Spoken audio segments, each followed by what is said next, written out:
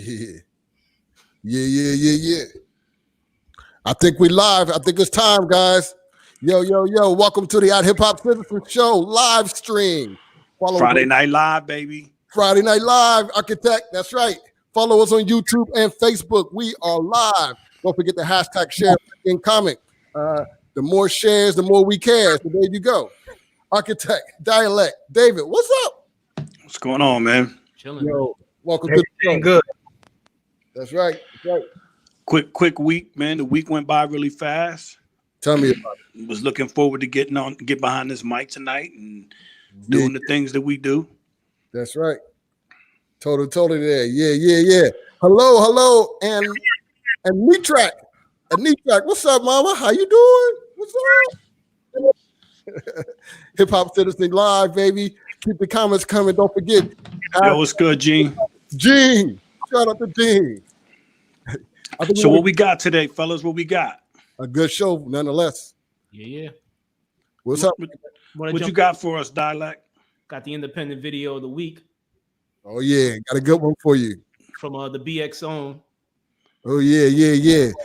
Ladies and gentlemen, introducing the Hip Hop Citizen video of the week. Got David Bars. Bout It. Drowsy.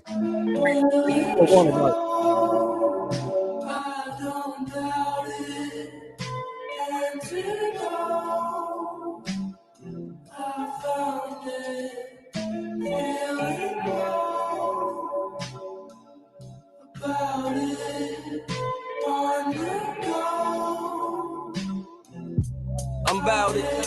Heard they said they better than me in this. I doubt it. I'm about it. Heard they said they better than me in this. I doubt it. I'm about it. Heard they said they better than me in this. I doubt it. I'm about it. Heard they said they better than me in this. I doubt it. See the problem with these niggas, they don't win enough. I ain't comfortable with nothing, it ain't been enough. I used to starve late night, I got my dinners up. A nigga made it, now they say I got beginner's luck. But I'm far from it. I've been inside this game so long, word to mom, I got scars from it. The more you get, the more they want to borrow something. On some Felicia shit, they asking for your car or something. Lately, I've been really feeling like I'm on to something. And people acting different to me like I'm on to something. Whoa. The fame changed family and friends. A little change, make them change, I ain't see it then. My vision 2020 now, I got a clearer lens. Waiting for my daughter to get older, let her steer the Benz. Papa made it here, Rolling Stone. I'm trying to tell you that I'm young.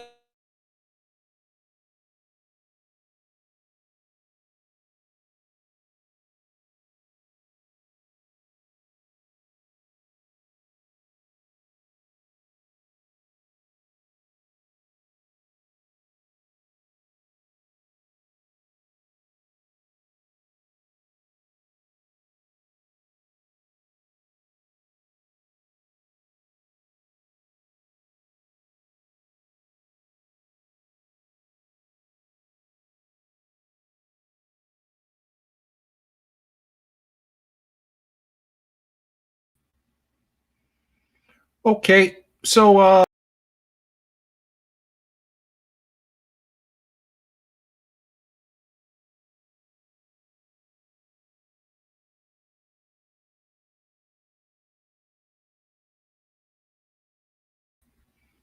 okay, I'm live in effect, ladies and gentlemen.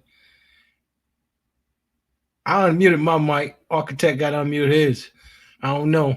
Seems like the duck threw us off, but it's all good. This is Hip Hop Citizen coming to you live.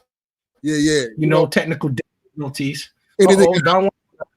Yo, David, Hip Hop Citizen Live, baby. Anything can happen when you live, but I'll tell you what, that David Bars is so hot, you know what I'm saying, that the internet couldn't keep up with us, you know what I'm saying? Hey, yo, if y'all put in that David Bars joint, you know what I'm saying? I see the comments out there. Y'all know that was fresh. Y'all know that was hot. Shout out to John Hart. Nice samples, so rhyme. What?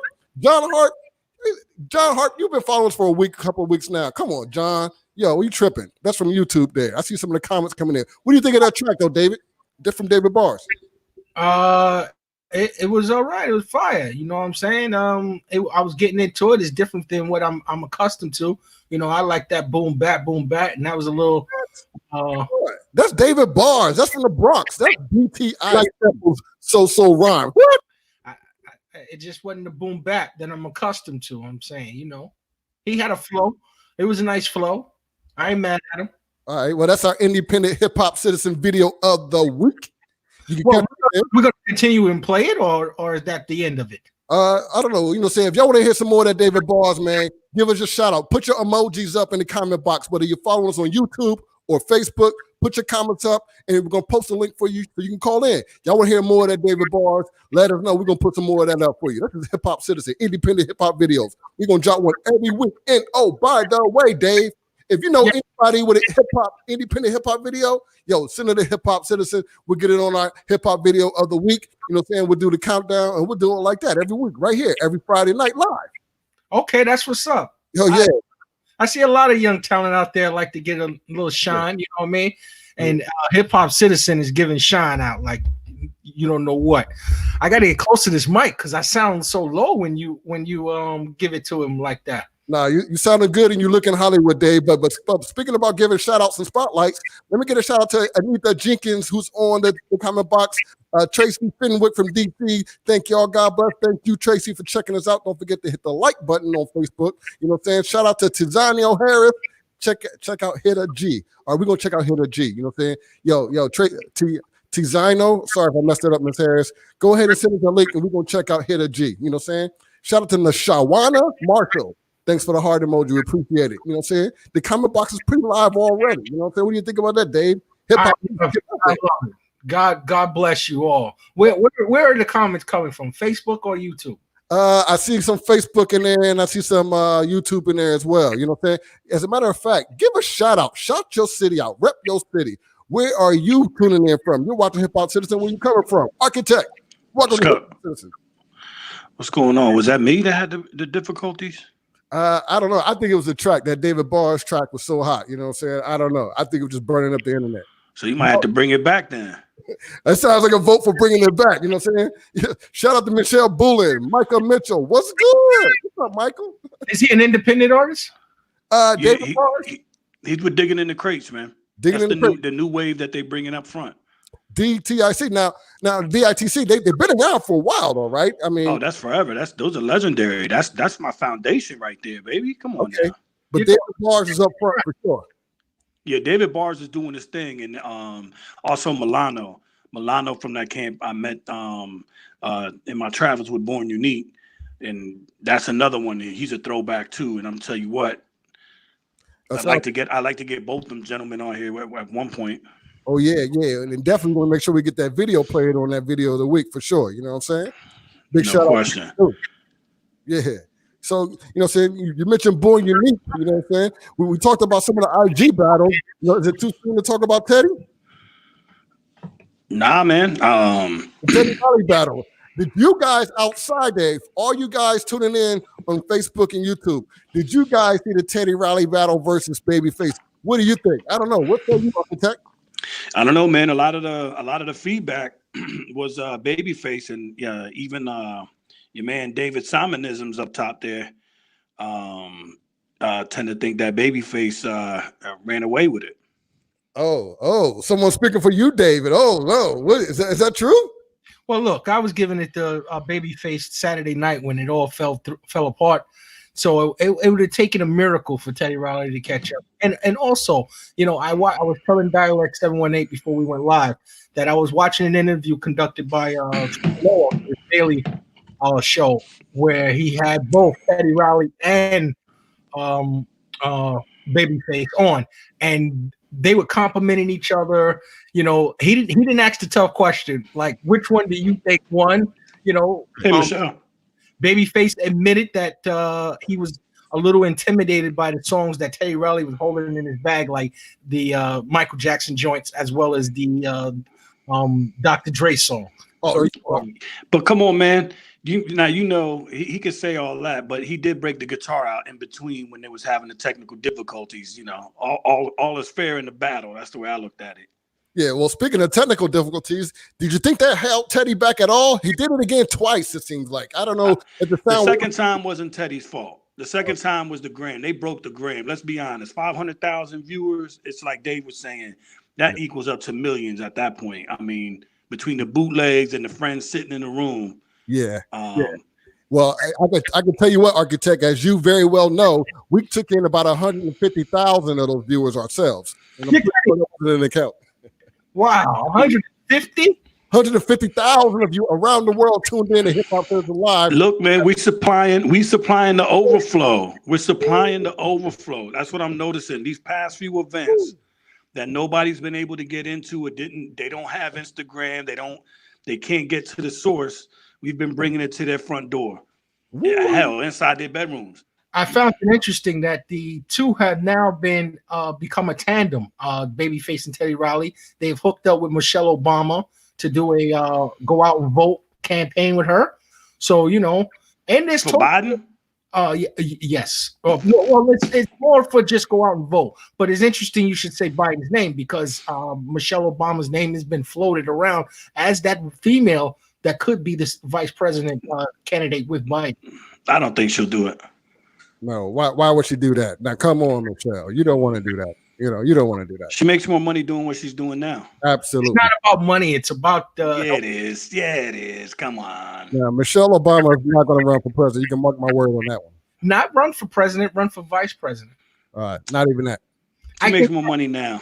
I think that might have been what held Hillary back was the fact that she might not was willing to take that vice presidency behind Obama when she could have just rolled right into the election of 2016 after his tenure was over. Well, I'll tell you one thing. It's amazing how all this stuff that's coming out of there has sparked this off the Teddy Riley versus Babyface. And I'll tell you what else. That wasn't the only IG battle that I've seen popping. There's been some other derivative battles, if you will, that I've seen on Instagram. How about you, Architect? You seen any good battles? Hey, I know last night we had a couple DMV legends. They've been around for quite a long time. The amount of material these guys both have put together over the years, K Beta and Born Unique. Wait, you said DMV? What's that? The DC, Maryland, and Virginia area? We're going to the mid-Atlantic part of the United States for those of you around the world. Is it DC? I thought it was Delaware. Nah, DC, man. DC, Maryland, Virginia. So they call it the DMV. The DMV is what they call it, I guess. Yeah. So Born Unique and K Beta had a good one last night. They were going track for track, knowing these gentlemen for quite a bit of time. I think I finally realized the difference in styles. When we run around and we love our boom bap, so we got the kind of love for all of it. But when you put them in front of each other and make them go track for track, you get to see the different styles. Yeah. I thought it was a phenomenal battle, Architect. I was wanted to tease you there because I did catch some of that too. Thanks to our friends over there at We Feed the Culture Mix Show. Make sure you hashtag follow them. We Feed the Culture Mix Show. Shout out. Feed the culture. Feed the culture. Mix Show. The general, you know what I'm saying? We appreciate that. The partnership was something wonderful, something blessing. Look forward to more of that in the future. But they put on a 10 for 10 series battle, and I just thought the battle between both Born Unique and K Beta was phenomenal. Again, a little bit of the sound issues from one of the contestants. But I can tell you what, that K Beta sounds like he has some promising tracks. Make sure y'all check him out. Yeah, he's also got a new project out called Stuff. Okay. You guys are very in the lead. Aren't we supposed to have K Beta on tonight? K Beta is supposed to be calling in tonight. I shared the information with him, so we should be hearing from him. I think K Beta's already jumped into our virtual green room. He's probably having some of that pudding that Timberland talked about. Oh, he's back there messing with the banana pudding? Yeah. K Beta's in the green room messing with the banana pudding. You know what I'm saying? Okay. A debate that occurred this week, is there bananas in banana pudding? My mother makes with bananas in it. It'd be bananas if it wasn't. Some people think it's just a mixture. Banana mixture is enough to make a banana pudding. I'm sure they got that too. I mean, you got orange drink, so. Well, I think all of that's bananas to be talking about banana pudding if no one knows what bananas goes in banana pudding. I don't know. Shout out to John Hart. They're in the green room enjoying it. I hope they know what they're eating. Yeah. By the way, John Hart out there from Atlanta as well. John Hart is from Atlanta. Shout out to John Hart. He's following us on YouTube. Going back, he's been running for anything. I think that's a reference to Michelle Obama. We agree to that. Well, we haven't agreed to that. We have to wait and see who he announces to agree on that. Yeah. So if you're just joining us, by the way, be sure to hit the YouTube subscribe button, or if you're following us on Facebook, hit the like page button as well. We are waiting for K Beta to join us live on Hip Hop Citizen live stream. He's in our green room enjoying some of the green banana pudding. Whoa, what was that? Well, it's green. Welcome back, Dialect. Yeah, so K Beta is in the green room. K Beta, you ready? Yeah, I think K Beta. Yo, ladies and gentlemen, please welcome K Beta out of the DMV. Bring him in from the green room. Yo, boy, round of applause. We ain't got a sound effects machine on. What's going on, K? K Beta. Fellas, how y'all doing, man? All right, man. We over here chatting it up about last night's battle, man. I was edifying some of the work that you've put in, man, and mentioning new project stuff. I was listening. So how's the feedback on the new project, man? So far, so good, man. I gotta tell you, it's been, I ain't gonna say surprisingly, but I mean the rate, which is catching on. It's been really good, man. Like, the whole process of making that EP was just a phenomenal time for me, and the responses have been definitely fueling my drive to get the follow up done and out by June. Yeah, and I'm pretty sure you've had that ready for a long time in the queue, huh? Well, you know what? All the song, it's an 8-song EP, man, and it's basically a collection of songs from a lot of studio sessions that I was having right at the house.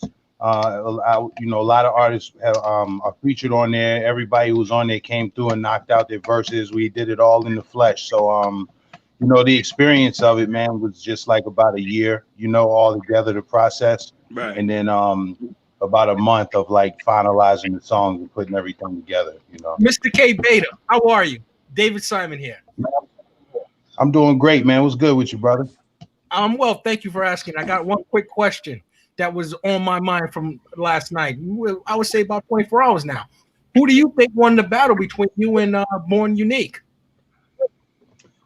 I mean, honestly, man, if I had to pick a winner, I would choose myself. I think that I think I had more of a wide range of sounds and styles, but in no way is that like a slant on the quality of Born Unique music and his lyricism. I mean, he's one of the greatest MCs to come out of this state, and I love his music. But going head to head, barring the sound issue, I think I had some more like a more wide variety of jams. I appreciate your honesty.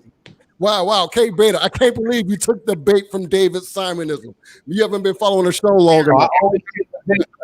Yeah, I take the bait, man, every single time, bro. That's all right, man. But listen, great battle. I'm gonna get it off the line before you draw me up out the water. So I'm gonna take that bait, man. No doubt. No doubt. Great battle, though, by the way.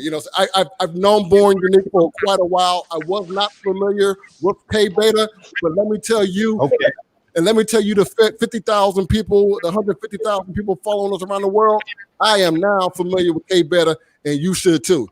The track sounds fire, my man. Wow, I'm impressed. Let me say that.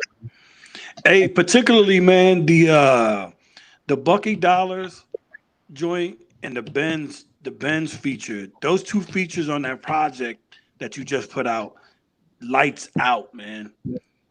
Thanks, man. Yeah, those guys are awesome, man. If you had to pick one right now, which one would it be? If I had to do what? If you had a choice to play one right now, which one would it be? One song off the project to jam? Yes, sir. If I was going to do that, man, I would go with like my man John just said, man. I would go with Old Manassas with my cousin Bucky Dollar, man. Oh, for the one time in town, I didn't know you were related to Mr. Bucky Dollar. Yeah, that's my cousin, man. Shout out to all the Bills and the Wilkins and yeah, that's all my family, man. Old Manassas. Old Molasses? Old Manassas. Old Manassas. Hey, you got that? Hey, you got that joint on cue right now? No, I don't. I was hoping Dialect can search and bring it up. Quick shout out to Toe Show Hobie. Shout out to Toe Show. Thanks for checking in, Toe Show. But K Beta, do you have a video for the project yet? I want to throw the video. Where can we get that on the independent hip hop? You know what? Man? I didn't shoot any videos for this project. I did put some videos together to accompany some song releases that I did for social media. But I didn't shoot any videos for this particular project, man, because I really put this out with the feel of like, you know, my whole vibe and attitude going into this particular project was like being in college, and my man upstairs got the 4-track, you know what I mean? And we just busting rap after rap, straight cypher. You know, I just wrote this rhyme in my dorm after I finished my work. Like it's a real, like, you know, college. That era, particularly when I was in college, was like 96, 97, man. And that was our whole vibe, man. We didn't have studio equipment. We wasn't mixing, mastering. We didn't shoot no videos, but we got some joints in. And that was like, I just wanted to give a nod to the formative years of me and my style and everything, you know? No doubt. What have you learned those 24 years you've been doing this? Man, honestly, I've learned a lot. I mean, a lot of things, you know. It's you know, even right now, I'm still learning, you know, it's learning every day. I'm learning how to, you know, be a better keyboard player and be a percussionist and play bongos. I'm learning how to EQ better, you know, how to apply filters to things. So, you know, I've learned a lot as a writer of lyrics, starting to learn about like making a beat and how they go together, and then learning, you know, like what you add to the beat, and just, you know, it's a lifetime to master, man. So I'm learning a lot. But one thing I learned in particular, man, that really, you know, is something that I carry with me right now as far as just being a musician overall is, you know, I think it's a myth that when people say you have to, you know, be yourself on all your songs, like, you know, you're an entertainer, you know, it's nothing wrong with creating characters. There's nothing wrong with creating scenery, setting up theme. It's the same principles that apply to somebody who writes prose or writes books or writes fiction, you know? Yeah. You can come yourself into everything you present, but you have to allow your worldview to bring other type of flows and viewpoints into your presentation, in my opinion. So K Beta, Don Wanamac here. John Hart out of Atlanta. He says Manassas as in Virginia, not syrup. What do you think of that? What do you say to people who's not familiar with the DMV? From John Hart. Well, I mean, Manassas, Virginia, man, is not a town that a lot of people are going to be familiar with other than Civil War history, you know? So it's all good, man. But I mean, Virginia in general, man, is more than entrenched in music, you know? So it's all good, man. Like I come from a long line of, you know, musicians that have come out of this state, man, that are like, you know, legends, icons, all the above. And you know, I like our sounds out here, man. Yeah. So I mean, out to Atlanta though, man, that's my second. You know, I love it down there. My dad, my sister, everybody, got a lot of family down there, man. So yeah, thanks for the comment, John. Did we win the battle in Manassas? Who's we? Dude, that's a better question. That was the internal conflict, Holmes. So I guess it depends on what side you're on, you know. Hey, I would guess we would be on the Blues team, wouldn't we? I mean, you know, at that same assumption is like, I guess we're Democrats too, you know. Don't get me started. Don't get me started. Definitely blurred over the decades, man. So I'd like to apologize for assuming you are an African American. Oh, I'm totally black, man. Oh, then our team was the Blues. Hey, I thought he was a blonde-haired, blue-eyed guy, if you ask me. Hey, K Beta, what is your favorite? K Beta, for someone who's going to pick up your music tonight, someone that's going to go on a SoundCloud or Tidal or wherever music is found, what is the track that everyone talks about the most? Yo, the last joint you played in the battle last night, bro. Shoo. Sacrifice, man. Yeah, that's the first single. That's the first single off of an album I got coming out in July with my man DJ Jay Skrilla. We have an album called Bad Rap. It's already done. It's mastered. It's ready to go. It's on the docket. So Sacrifice, that video is actually dropping in June, the top of June. And you know, that's yeah, man. Me and Jay Skrilla got down and knocked out some serious tunes, man. So I'm looking forward to how many projects have you put out, bro? Just this was long before me knowing you, just so you're aware. And I think we've had this conversation. I remember, honestly, go ahead. No, I just remember seeing from an outsider perspective, of course, I've always rhymed and did my thing. I've just never put myself out there to that extent. But I've always noticed, I mean, there's times you're putting out 2 and 3 projects in a year. Like I'm seeing a lot of material coming from you. How many albums have you put out? I put out, as far as me solo, I put out I've only put out 2 albums. So then I've heard a lot more than you've put out. Yeah, I put out 2 actual albums, but I put out countless mixtapes. And you know, you think back to like 04, 05, like, you know, we were pressing up CDs in the house, going to get like the Memorex CD, make your own CD package. Right. So I would press up 25, 50 copies of that just to sell them over the weekend. So there's people that got those CDs out here that, you know, that you can't stream any of that stuff, and that's cool. You know, it's nice to have. Are you able to play Manasseh for us? You know what? Right now, man, I couldn't really jam it for you because it's really not opportune time for me to like jam some tunes loud in the crib right now. You know. I understand. Yeah, but I'm streaming that song can stream on my Bandcamp page. I'll be more than happy to send it to y'all like as an MP3.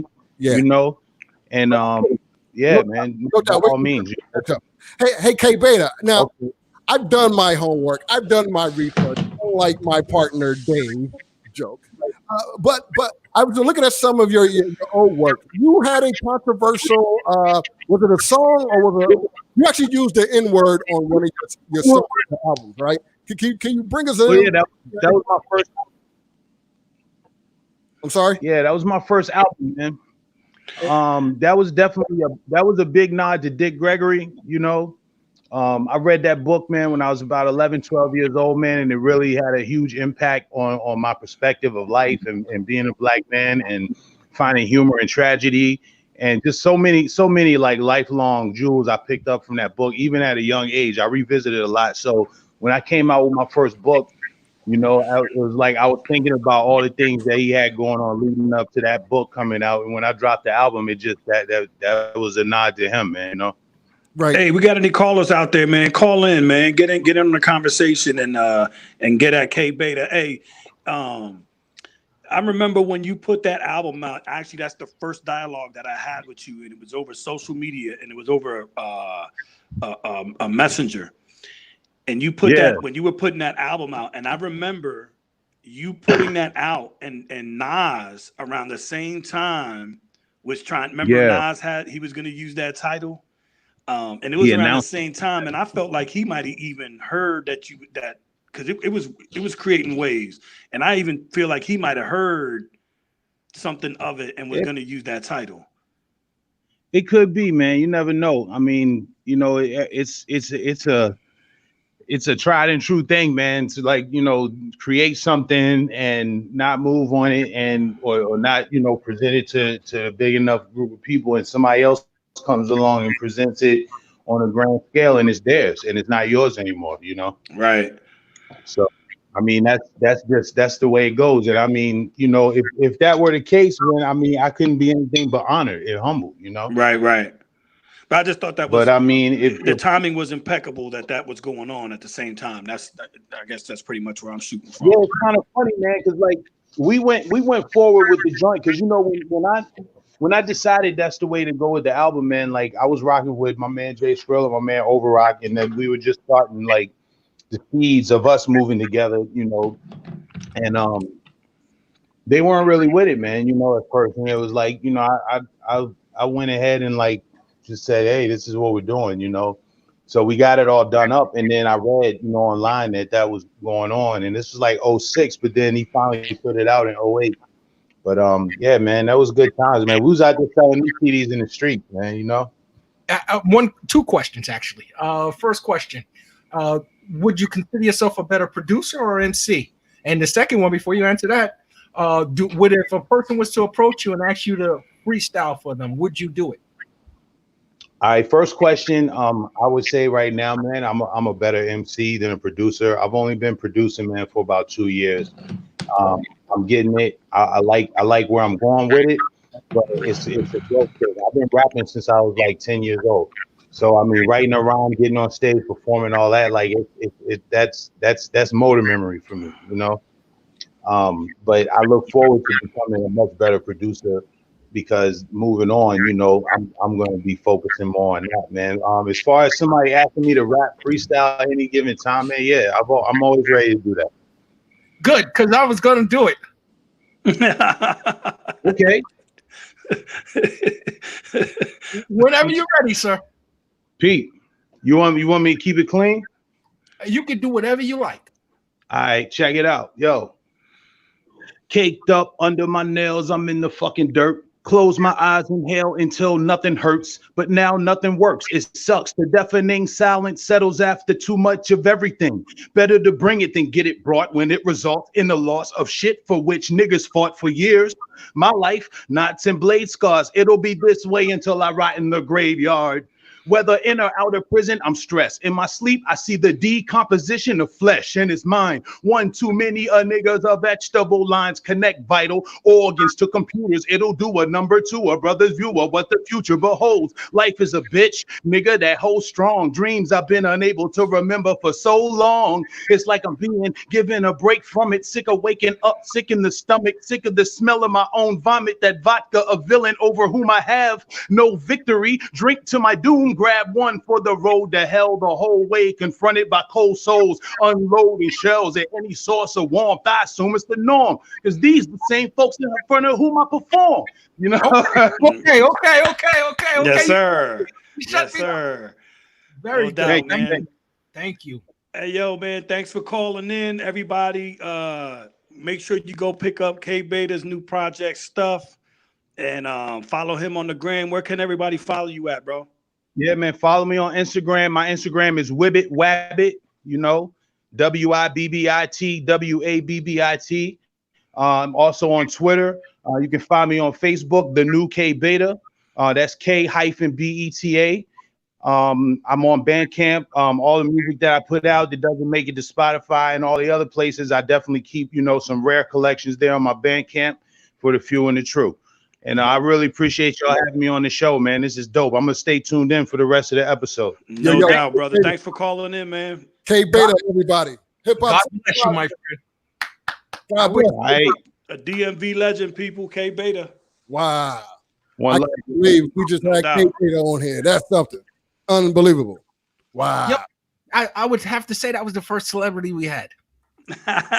Hey, I'm telling you, man, these guys been doing it for a while. They're professionals, bro. Oh, no. I apologize to Bucky Dollar. That was the second professional entertainer we had. Well. I There you would go. digress, Dave. I would say Architect 7 is the first celebrity that we've had. I mean, who among I'm not giving him that he spits. Well. I'm just saying. Those of you who don't know, Architect 7 is the only one who has a movie on Amazon Prime right now, directed by Peele of the Peele brothers of Keenan and Peele. He dropped off. He didn't want to hear that. Oh man, you know. He's mad now. We exposed Architect. Hollywood. Hollywood Architect. Call back, man. I'm sorry, bro. Hey, Dialect, what did you think of that? I thought it was a good interview, man. I was listening to the whole thing while working behind the scenes. Definitely thought it was dope. No, the freestyle. What you thought of the freestyle? Oh, of course, the freestyle was fire, man. You think we can cut that up and have that play every week? Most definitely, man. We could do that. Thank you. So what we got next, man? What we bringing up next, man? No. Let's banty a little bit about K Beta coming on here on the Hip Hop Citizen, declaring himself victor over Born Unique. No disrespect, just saying he thought he brought it last night, and I didn't so, and I'm glad he did. And he should. For the time spent in the craft, I would doubt that anybody with that amount of time in the craft is going to say they're not the winner or they aren't better than the next. That's the way it goes, man. Exactly. Yeah. Go ahead. I was just gonna say, what are the possibility or chances for us to pull in Born Unique in an interview and have him tell us his side of the story? Hey, Born, if you're listening, you have to now, because you're not gonna let K Beta get one up on you now. You know what I'm saying? No matter how you feel about that, you got to come on Hip Hop Citizen and respond. No doubt. There it is. The gauntlet has been laid. I tell you what, Architect, we're probably better off getting Pete Twist. Yeah. Out of the Pete Twist Grime Lords, by the way. But yeah, Oh, Charlie, what happened with the David bars? You know what, man? I can't explain it, but I guess I think that's probably a segment we should close out the show with. You know what I'm saying? That'll probably be better. Okay. Yeah. We can work that. So there you go. We'll replay that Hip Hop Citizen video of the week for you on the exit. There you go.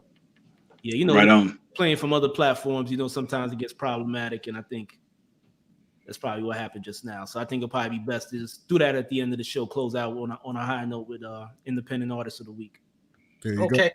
I have a question for an architect. Do you have that special device that you were telling us about? go. It's coming. It's coming. It's not here yet, but it will be. Dave. Do you need rubber gloves for that one? What's that? The device. A special device. Oh, I don't need no device. I was born with my devices. All right. We're not gonna get on that again. Okay. All right. Look us back dialect. Where we at? Where are we at? I don't know if you guys. I know I heard you guys touch on a quick little backtrack on the Teddy Riley and Babyface thing, but and I know you also you guys talk about the possibility of Diddy versus Dr. Dre on pay-per-view. I'm not paying for that. Yeah, me neither. I wouldn't pay for that. I'm not paying for that. Yeah, I wouldn't pay for that. I mean, I'll probably watch it for free on Instagram Live, but I won't, spend money on that. Let me not say that. I would pay for it if it was going to be in a stadium with 100 millions of people watching, like a prize fight. Then yeah, maybe I would donate. But for what was Genesis on Instagram and now has become a phenomenon, I'm not going to just pay because now it's become a little popular. Yeah, look. Hold on. We can't let this comment slide by without talking about it. John starting shit. Yeah, the first time, this is like the third time on this show that I heard somebody say David sounds like Talib. So is that Talib from the cornerback from the Rams? Nah, man. This guy. Want to be the chain snatcher? Obviously, so they talk about Talib Kweli. Oh, that's a compliment. And I mean, I've known you for years, and when I hear you speak, I never think Talib Kweli. But you know what? Thank you. Maybe because you guys look so different than when I hear you talk, I don't think Talib Kweli. But now when I hear your voice and I think of his voice, like his speaking voice, not his MC voice, you guys do sound similar. Wow, hopefully that'll get me paid. Is that a Brooklyn thing? I guess I don't know. Yeah, man. So Dr. Dre versus P. Diddy is out for anybody pay-per-view with them just sitting in front of the computer. Man, look, I'm not gonna pay for it to watch it on a computer. I'm not going to a stadium. I'm just not doing it. Especially if they charge it. If they do it for free, I'll check it out. But I'm not paying for none of that. Especially if did he even produce beats, or did he buy beats and said it was his? Let's get back to that conversation. Yeah, I always say if Diddy were to do it, it'd be too much producers to fit into that small telephone screen because you got to put all of the hitmen in there. Whatever Bad Bones Diddy produced. Yeah, no thanks. That's why I don't want to watch it. You got to put Chucky Thompson in there. You got to put Derek D. Dada Angeletti in there. You got to put Ron Lawrence in there. But it's no different than Dre. Dre got some ghosts too now. Stevie Jordan. Oh, Stevie J. Yeah, Stevie J. Definitely.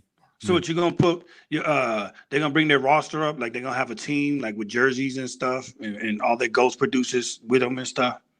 Yeah. No, what I own, what Bad Boy owns, I'm playing. And you know what else? Whatever I remix for Mariah Carey, I'm playing. Whatever I remix for Mary J. Blige, I'm playing. And I don't even own them.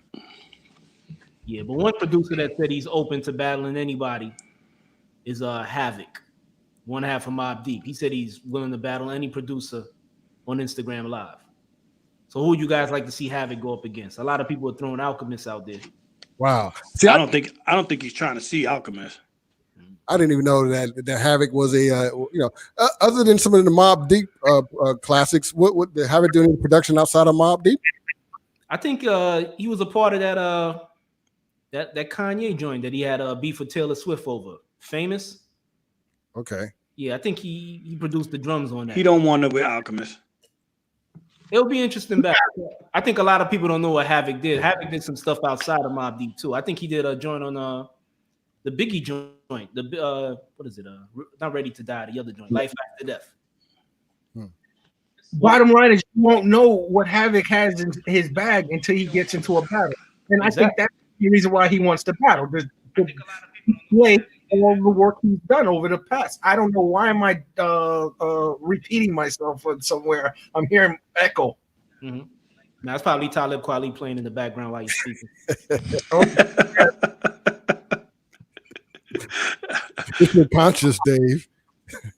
Oh, okay. I hate that Mullah. Okay. All right, John Hart, Havoc versus Metro Boomin. Well, that sounds interesting. That sounds like a new wave versus some classic. So me, I've been on the rock for a couple of years. Who's Metro? Metro Boom. Metro Boomin. Yeah, they say his name before every record he's on. Yeah, come on. He got some, I think he's behind a lot of the Young Thug, I think, and 21 Savage. You know, he's in Atlanta. You know, say you're out there dialect. Come on, get to know your neighbors.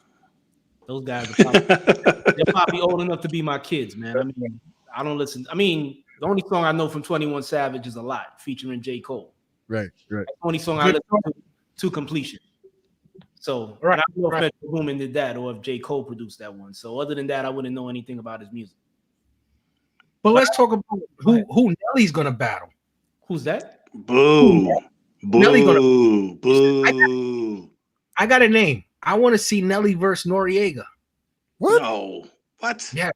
I want to see. Okay, if it's 20 songs each, that'll be 20 Noriega.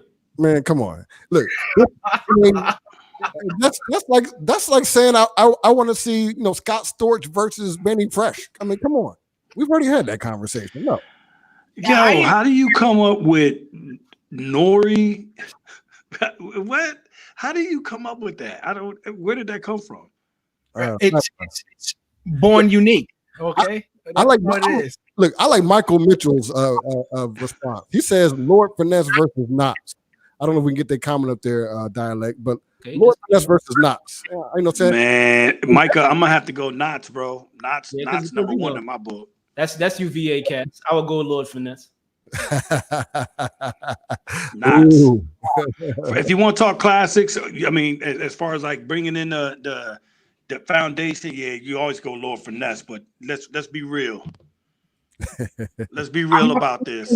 What did Knox make? I'm sorry. A lot of Busta Rhymes. I think what he did. Did he do Put Your Hands Where Your Eyes Can See? When Disaster Strikes.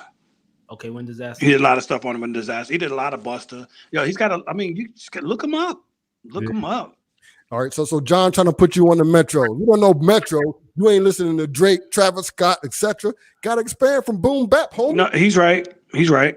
I mean, he should play a lot. He's accurate in that. He's accurate in that assessment. Shout out to John Hart, man. AKA I'm cool with that. AKA Captain Obvious.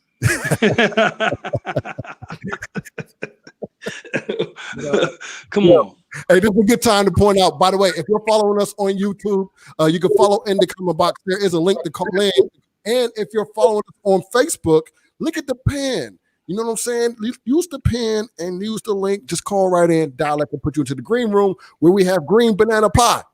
So Dave, you always every week. No, hold on, we ran out of the pudding. We ran out of the pudding. We're on the banana pie now. Okay. You know that old saying: if you can't explain it, you don't know it yourself. Mm-hmm. So Knox, when John, when you suggest I look up Knox, I'm looking for you to give me some guidance. Me too. You want me to give you some guidance? Let me give you some. Yo, let me hear Let me give you some guidance. Let me give you some guidance. Go to Instagram. All right. Follow. No. Because you enlighten me. I can tell you till I'm blue in the face in your David Simonism. So I know that you got to see it for yourself anyway. So I'm telling you, go follow Knots Raw, or if we can pull up his page and just drop a few. Every day he drops 6 joints, and every single time he drops a joint, it's fire. Fire. Oh, I was looking for one particular song that he did that I might have recognized. That's all. Yo, here you go. Lord Finesse, though, in that situation, Lord Finesse produced 2 tracks on 2 classic albums. He's produced Suicidal Thoughts by Biggie and Ready to Die. And I know he produced the track on Dre's 2001.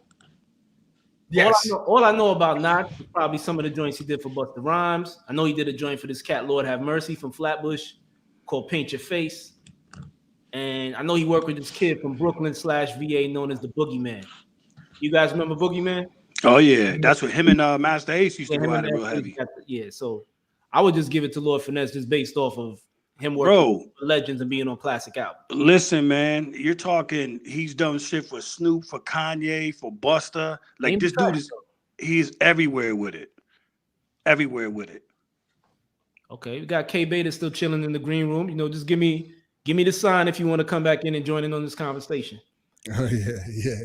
Yeah, but yeah, I mean, other than that though, I mean, I would like to see who Havoc will go up against though. I mean, it's good to know there's one producer willing to jump back into. Yeah, I'd like to see out. Yeah, Bumpy Knuckle. Yeah, that Bumpy Knuckle album was crazy. Yeah. I agree with the Bumpy Knuckles. You know what I'm saying? Okay, I guess we just have to wait and see what Swizz and Timbaland have in store for us.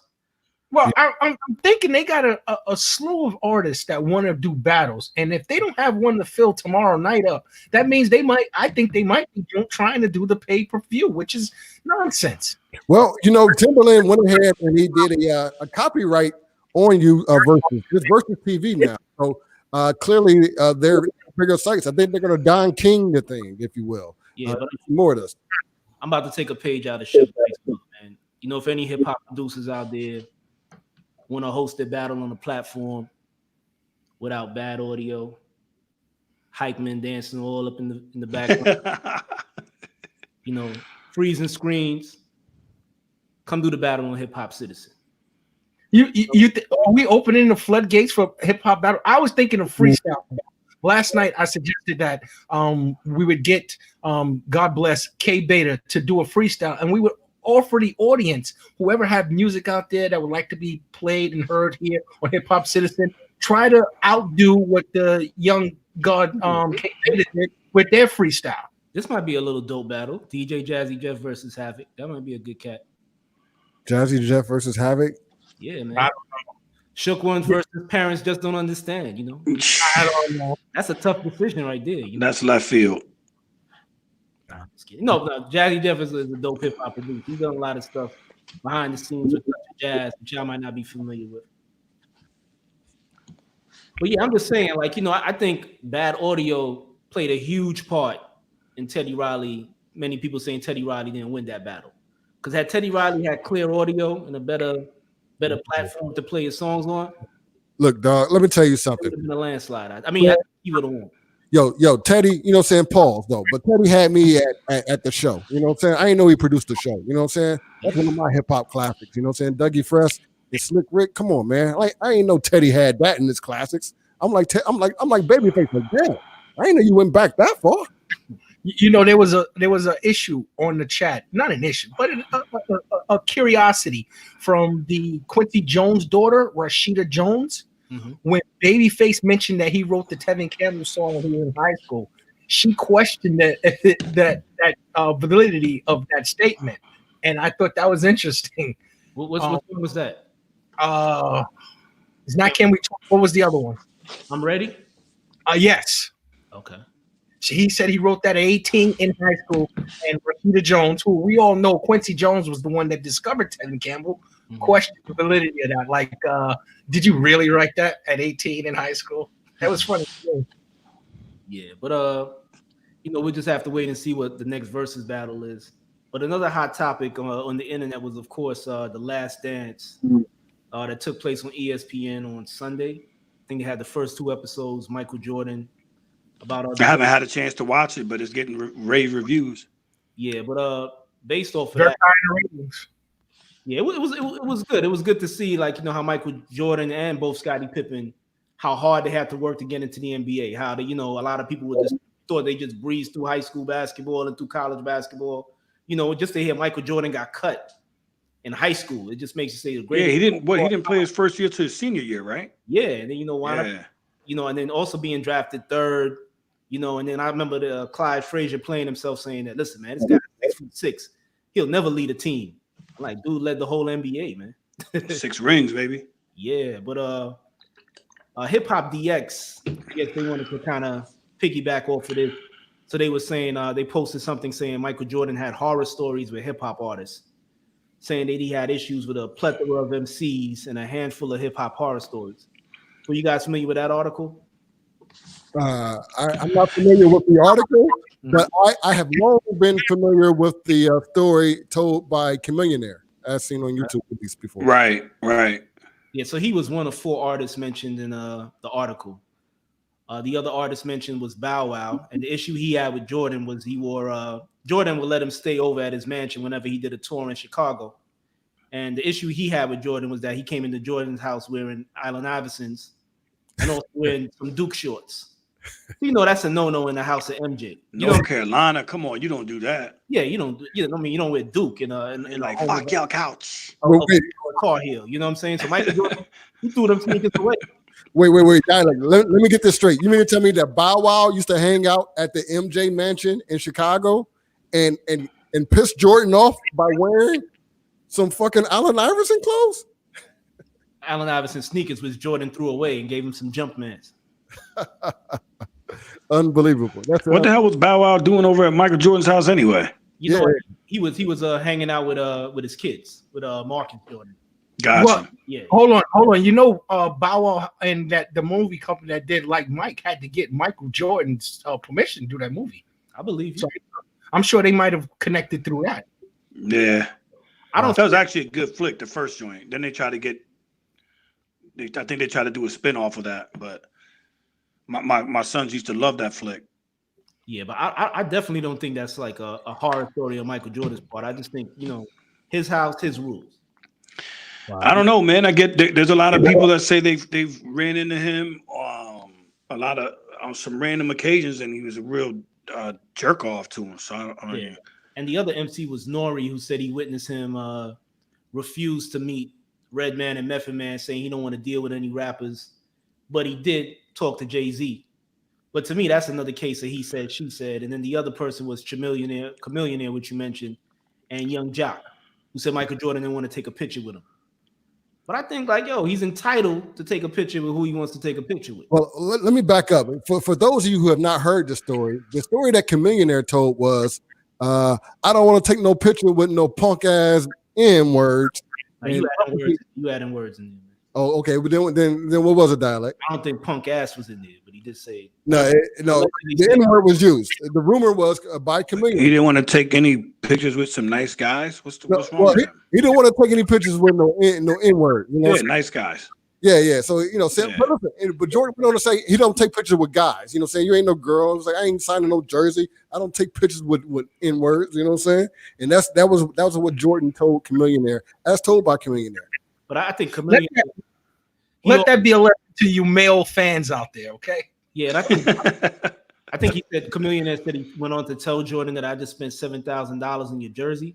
I mean, if the man had said, "Yo, I ain't taking no pictures with nobody," I'd have been like, "Yo," I'd have just walked away and said, "Yo, that's it for him, man." Let him think I do my thing, Right. I'm not gonna go and do an article and complain about it. You know what I'm saying? It's like it's not gonna kill his legacy. You know what I'm saying? He probably just didn't want to take a picture with you. Right, yeah. And then the story goes on to say, like, Spike Lee had to be like, "Hey, listen, Mike, that's Chamillionaire." And Jordan reportedly turned to Spike Lee, was like, "I don't give a F." So, I mean, it shed a light on Jordan's personality, right? I mean, we heard Dolores Jordan once mention that we don't know Mike. Mike is a different guy behind the corporate persona. But, hey, man, give it to Mike. I mean, he earned, you look at the series, going back to the series, the man earned the right to be Mike. Mm-hmm. Well, 9 times out of 10, guys that work to get to that level, there's got to be some sense of boundaries, and I'm sure that they get a little worn out by being sweated all the damn time everywhere they go. You know what I'm saying? And maybe they don't mean to be like, get the fuck away, but it just kind of comes out because you're fed up with that shit. Yeah, and Chamillionaire might have just been the number 2,000 person that came up to him and asked him for a photograph that day. He just snapped. At a party, you know what I'm saying? He's there. It was hosted by Mariah Carey. He trying to check out Mariah. He's not worried about. He probably didn't even know. No disrespect. He probably didn't know who Chamillionaire was. And he didn't. Right? Yeah. I mean, who he was. Yeah. I mean, yeah. And second of all, that would be like Juan being out and 21 Savage say, "Hey, let me get a picture with Don Juan the Mac. I see you on Hip Hop Citizen." And Juan's like, "Who the fuck is this guy?" Yeah, in the article, You know, because you never seen him, you don't listen. That's a true You story. know? Yeah, and the article mentioned that that Paul Pierce tried to intervene. He brought up Paul Pierce. Yeah, for all y'all that don't know, it wasn't Paul Pierce. It was his lookalike Don Juan that was there. Try to tell. I knew where this was going. Oh, yeah, I mean it's pretty predictable. Hey man, shout out to the fans. I love the Hip Hop Citizen fans, even the ones who say I look like Paul Pierce. Shout out to you too. Now, what does it garner Jordan to take a picture with any of those guys? To be honest, I mean, really, Look, it does nothing for his image. It does nothing for what he's trying to promote and sell. Architect said the best. I mean, he's tired of people sweating him. I mean, if you look, Jordan once did a 60 Minutes interview like 30 years ago. He talked about how he can no longer go outside to the grocery store. After 20, 30 years of that, man, yeah, it's a matter of, no, I don't want to talk to him. I don't want to see him. You know, I get it. And I think to mention that, tell Jordan that, I just paid $7,000 for your jersey. That's a millionaire problem. That's not an MJ problem. Right. Yeah, Jordan ain't seen none of that. You know, you didn't have to buy that jersey. So the reason why I can somewhat relate, and Juan, this backstory, the Lorena Bobbitt trial. When after I was on the stand for the Lorena Bobbitt trial, we went out to, matter of fact, we went out to Atlanta to perform. And we went to a mall, and in the mall, people recognized me. This is one time on TV, and I was in Atlanta, a few states away, and people recognized me. I'm walking through the mall, and I'm looking at them like, what the hell are they looking at? And finally, they came up to me, and they said, "You was on the Lorena Bobbitt trial. We seen you. We see you on." And that wasn't only in Atlanta. It was during that time. It was several places that I went that people recognized my face. And that's one time. But so imagine the magnitude that these guys are dealing with. In the Lorena Bobbitt trial, as depicted on the Amazon Prime video, you had the most critical testimony in the entire trial. I mean, that's what they say. Your testimony sealed the deal for John Wayne Bobbitt. So, I mean, who's not going to forget you? And, at this time during that trial, Court TV was very huge because of the O.J. Simpson incident. So anybody that appeared on Court TV was being considered some sort of a celebrity. Yeah. Man, it was wild. It was wild. So I can only fathom what some of these other people that are really in front of the camera all day long. You know what I'm saying? Living in a fishbowl, pretty much. Yeah. Well, I want to know, how was it like working with Jordan Peele? Now, I didn't meet him, man. I didn't meet him. It was actually a couple guys. Actually, I believe Jordan Peele did one of the deals that you and David always talk about. He bought that film from a couple of guys, young cats, as a matter of fact. I believe that he bought it because when I talked to the guys that were actually producing it, they were standard everyday guys running around with Sony mirrorless cameras. So a lot of that was shot with Sony mirrorless cameras, bro. And then they go to the film festivals, and then they sell it out to a major distributor or someone with a name like Jordan Peele, and they mass market. Right. So, John, quick question. I watched the entire documentary, and all I wanted to know was why did they interview you in the car? So it was ill, right? So when they called me to do the interview, it was random. It was very random. Actually, my homeboy Wizzo hit me up and was like, "Yo, there's some cat that's trying to do the interview on the Lorena Bobbitt trial, and he's looking to try to interview you or interview us, and want to know if you can meet up. Is it all right if I give him your number?" So I gave him the number, and of course they was out in actually Manassas, lo and behold, because that's where the incident took place. But they were out there, I guess, getting all the feedback they could get from that area. And I happened to be close to that area at that time, and I met them in a parking lot. I had no clue what I was in for. It was very random. I showed up. It was snowing outside.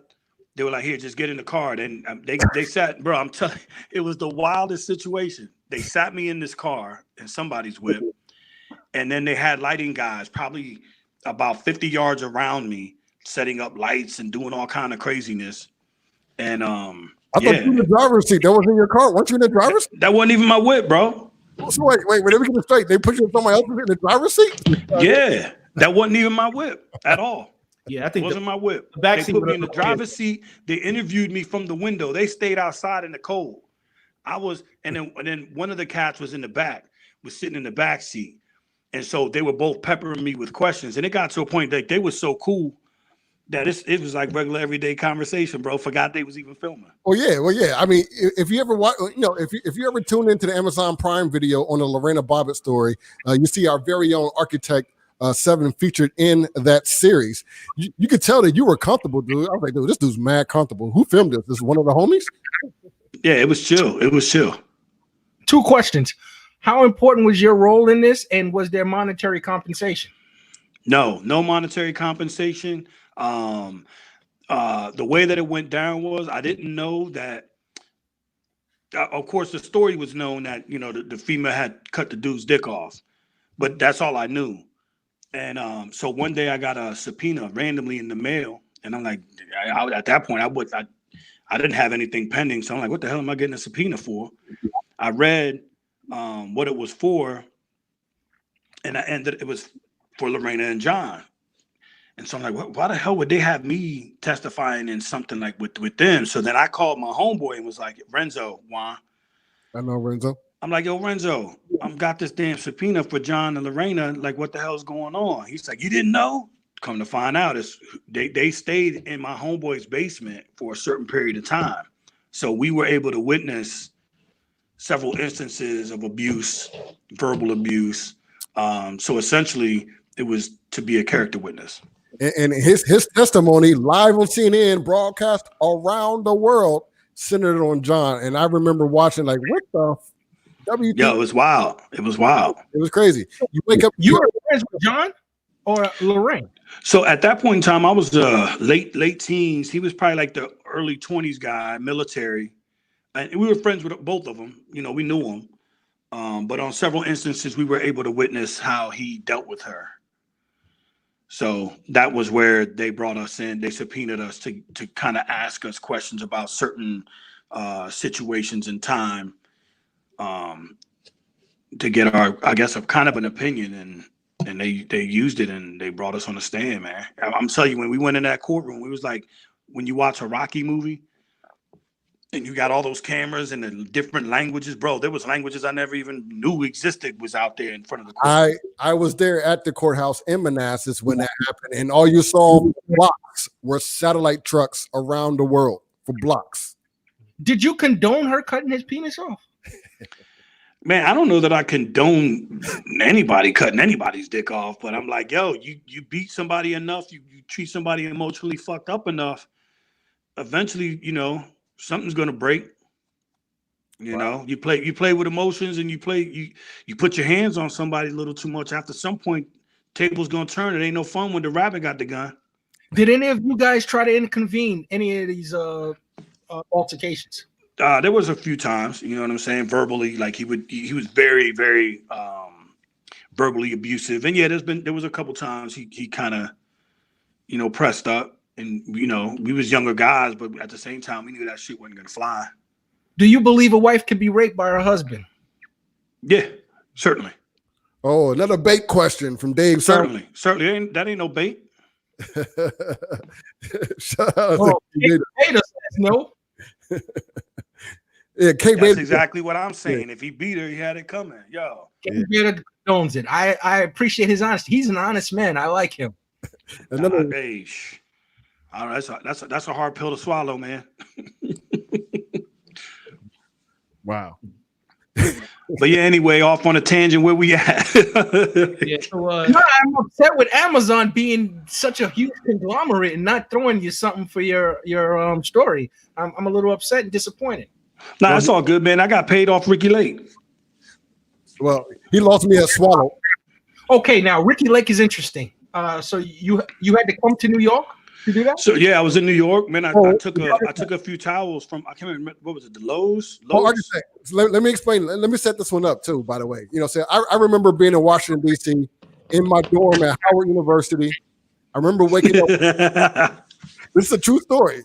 I remember in my dormitory room at Howard University, I remember waking up late one afternoon watching Ricky Lake. I didn't know anything about it. I hadn't spoken to Architect in probably a couple of months.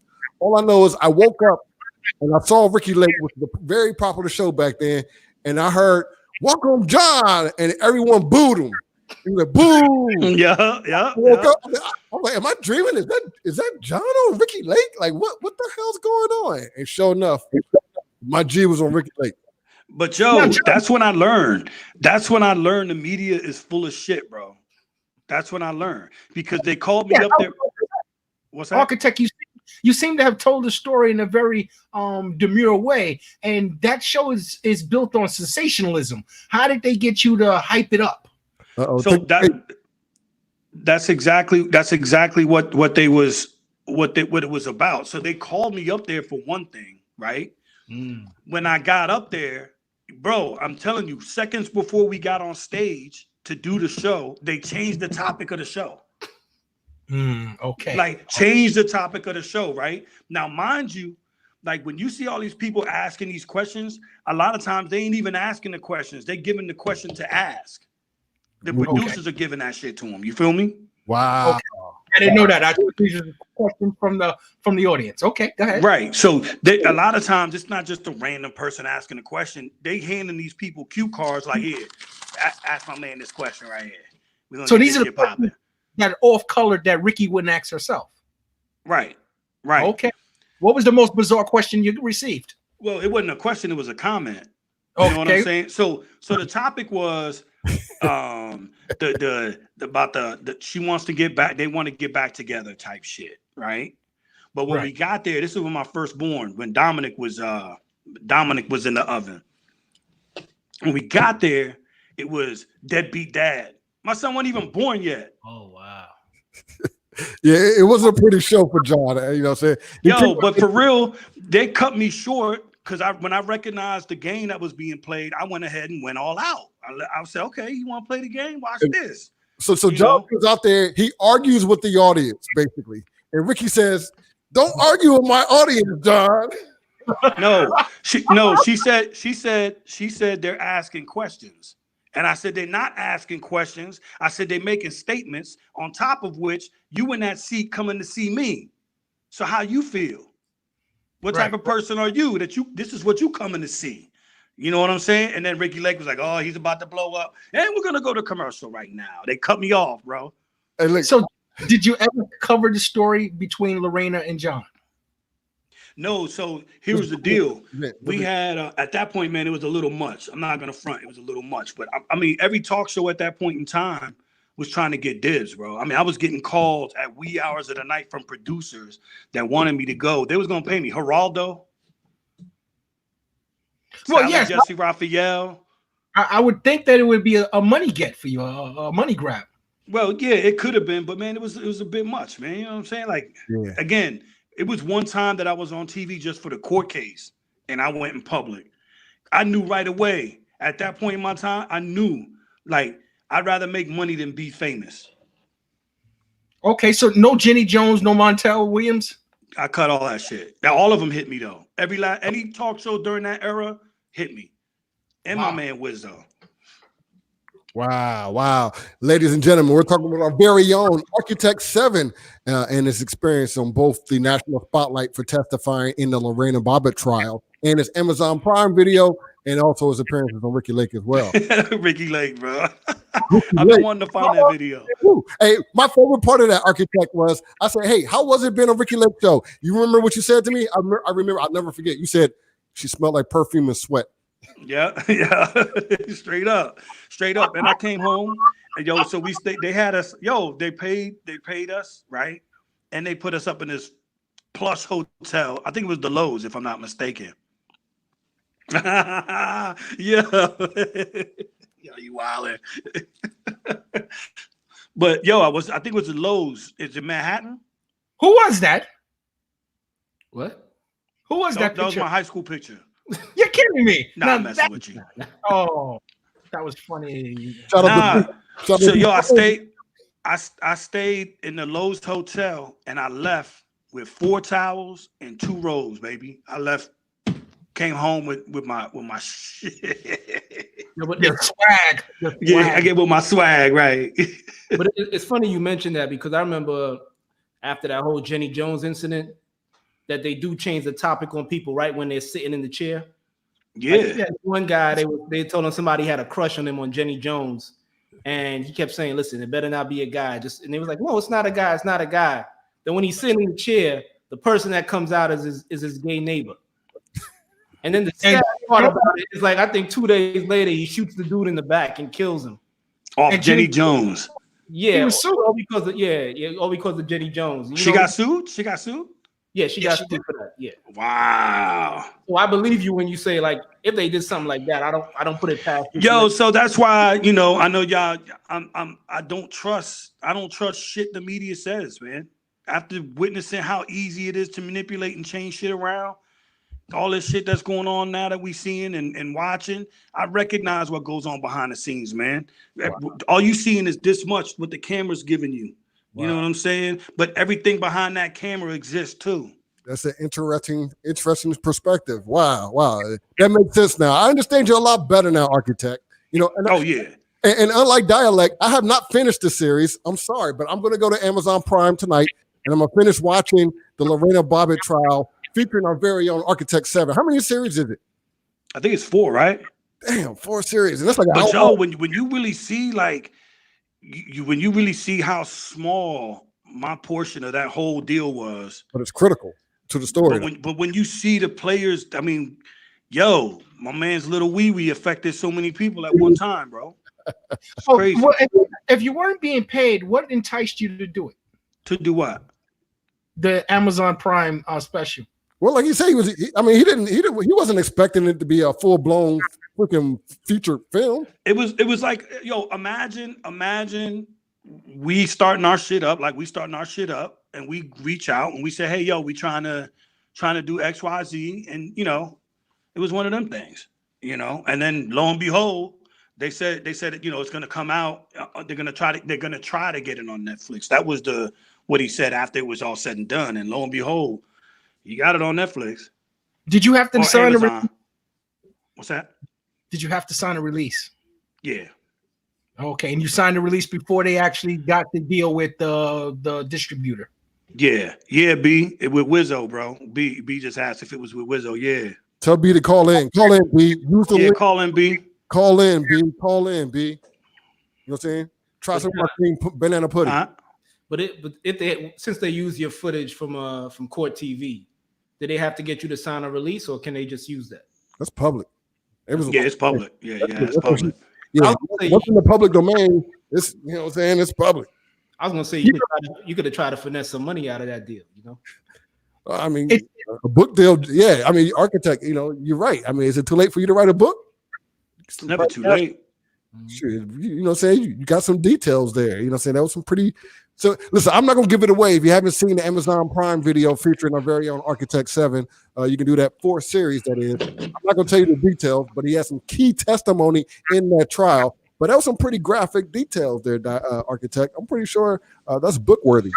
But before we end this topic, did you ever speak to John after the trial? Nah. I'll be honest with you. When we left, is my mic spiking like that? Nah. No, you're good. But he testified against John. Why would he talk to John?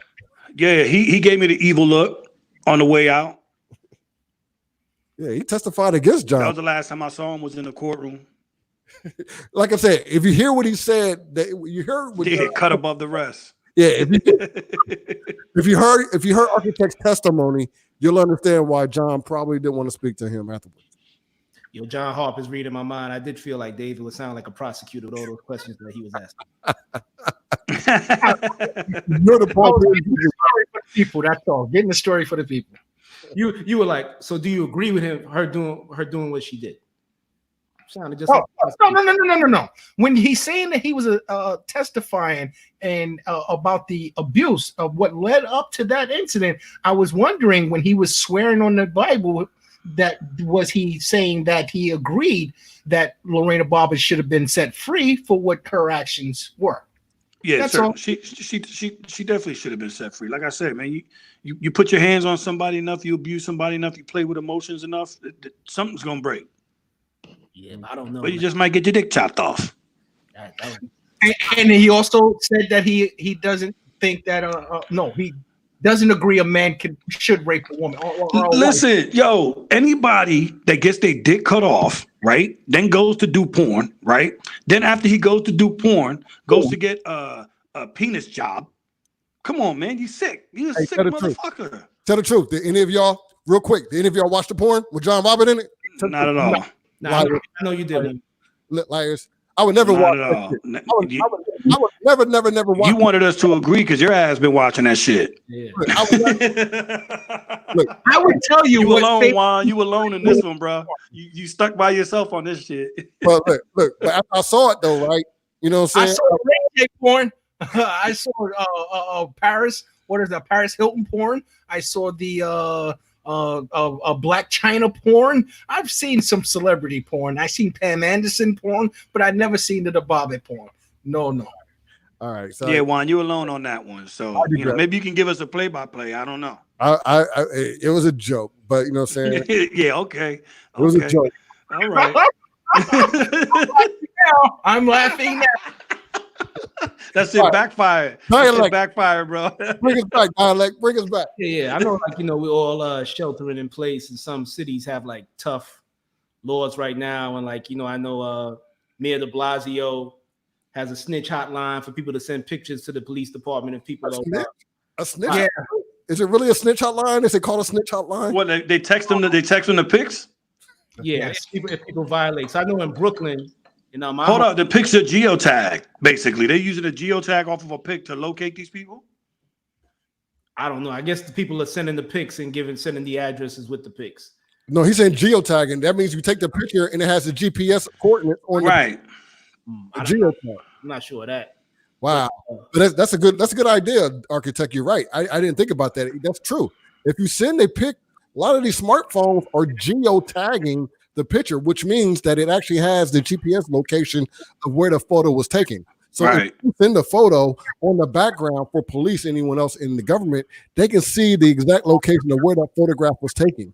I thought that Anytime. was you put your where you are located at. You on your phone, you put your location on, then they could tag it to where you take the picture. Well, from. you could. Well, so supposedly you can go into your camera and turn it off, but you know damn well them phone. Everybody that's carrying a phone is being tracked at this By point. default, though, they're already set on by default. Right. You know, that's funny. I have this I don't even Yo, I would so like- Juan, when you sending penis pics out, bro, make sure you turn the geotag off. So I nobody. know. You know what, architect? I was just thinking. I forgot. Oh my god. Oh man. Darn, they're gonna know where I'm at now tonight. Yeah, but Dave, I've been seeing like news articles about there was I think it was a group of 50 people that got locked up in not locked up, but got fined in Canarsie. No, several people were arrested. Mhm. There were 2 guns found. They were in a barber shop shooting a music video. I thought they might have been, getting haircuts, the 50 individuals, which I would understood better than them shooting the video inside the barber shop. But yes, the authorities, and if you could see the picture of the arrest, you could see it seemed like the entire precinct was out there with that crew. Mhm. And I was thinking that they weren't 6 feet apart neither. Nobody was wearing a mask or any of that. So the entire scene was a kibosh of a bunch of coronavirus going around. Now, this is the funny thing. The individuals that were shooting the video, doing the in the barbershop. Yo, somebody's wilding on you, Dave. Yeah, just- Somebody say you look like Stevie Wonder. So they was actually doing the music video in what's that guy's name? Pop Smoke's neighborhood, yeah. and a block away from where they want to label his name on a street. Did you know that they want to name a street in Canarsie Pop Smoke or no, sorry, not Pop Smoke. What's his real name? Basher. I believe so. Yeah, they want to name it Basher's Way. So that was interesting, I thought. and ebony and ivory together in perfect harmony. Yeah, John Harper's accusing you of snitching, man. Hey, so Hey. what was the fine? The fine was, it said, could have been up to $1,000. Wow. Several summonses were handed out, they said. And I think most of them received a summons. Everybody received a summons except the two. I believe that the two individuals that were arrested for the firearms was also received the summons as well. So they would have to face those charges as well as pay the fines. So Damn, I'm hoping they just got warnings. But I also noticed, like, in some other neighborhoods, there were people that's been violating the shelter in place law since this thing started. And have they been getting fined or locked up? Well, I think just because those individuals decided to say that they were doing some sort of art, they were expressing themselves artistically, and it wasn't an emergency, that made it, I guess, paramount that they received the fine. Okay, but I'm saying I noticed there were other groups in your neighborhood that were violating the laws, and where the penalties are strict for them. No, they received an escort according to the picture that was there now, and the person that posted it. Now, this is the thing that was during the Passover holiday. I'll mention what dialect is discussing. The Hasidics were celebrating the Passover in a group, and they were being escorted by the authorities, by the police, and not being broken up and forced to be within 6 feet, some or even wear masks. They were allowed to congregate together, and well, again, like I said, the barbershop scene, it was inside closed. They were outside. So I think, but they wasn't 6 foot apart. They weren't 6 feet apart, but so they still were bullshit. Yes, yeah. It's like I said in the post that I sent you guys, that it's a counter to the policy, but it's still a policy. So my question to you: are there like religious exemptions from those summons? Because I also know yesterday began the holy month of Ramadan, and every night, Muslims, they get together to pray. You know what I'm saying? And the way they pray is like, shoulder to shoulder, foot to foot. So I'm starting to wonder if that's going to be an issue, if that's going to be a violation too. What I'm saying is, if they're doing it indoors, it might be a problem. Okay, that should be interesting. Excuse me 1 second, fellas. No problem. Hey, so what do you think about they were talking about the tracing, Google and all these tech companies creating a tracer that's in your phone, so they can tell you if you've been in the vicinity of somebody with COVID. Oh wow. Yeah, I think it's getting a little bit overboard. I think so too. I mean, at what point do we say enough's enough? Yeah, I guess for me, it's like I'm not really, maybe you too, I'm not really experiencing it because I'm not like in a crowded city. You know what I'm saying? It's like being socially distant is easy for me out here in Georgia. Right. But like, I wonder, like somebody like Dave, like that might be, I mean, your phones may ring all, because you said it's something they alert you by phone, Architect? Yeah, so they said that Google and a host of other tech companies are looking at technology that will be used on your cell phone to track you, to let you know and make you aware if you've come in contact with anybody that has had COVID. Yes, I'm trying to figure out how they do that. Is this something they put on the person's phone? Is this something they inject in them? May I play it for you? Sure. All right, hopefully it comes up. Remember when spring breakers in Florida wouldn't stop partying even after the coronavirus pandemic hit the United States? I would have to, let me see. I hear the audio. Actually track movement of these devices over the remaining weeks of March, seeing where these There you devices go. after spring breakers left the beach. So what you're seeing in this video is what happens if people do not exercise social distancing, where a group of individuals, or a few thousand people in this case, gathered at a beach in Fort Lauderdale, Florida, and all the places they've traveled, showcasing how interconnected our world is. Josh Anton runs X-Mode, a company that tracks the movement of devices like cell phones. His team says it's used location data to track where everyone on the beach in Fort Lauderdale in March went after they left, including those spring breakers. From New York to the Midwest, even Canada. You know, the power of this location data, it can be used to understand not only, you know, how people and where people are traveling post gathering, but also potentially to prepare and to be proactive if something happens, right? To be able to identify future hotspots of where the coronavirus could happen before it happens.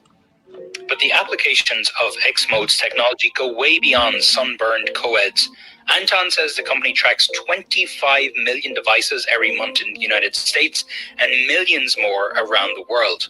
X-Mode says it would be willing to work with governments and other groups to help stop the spread of the coronavirus. We work with apps that have a real location use case for running location, whether it's transit apps, whether it's weather apps, or apps that alert you about the earthquakes happening near you. Right.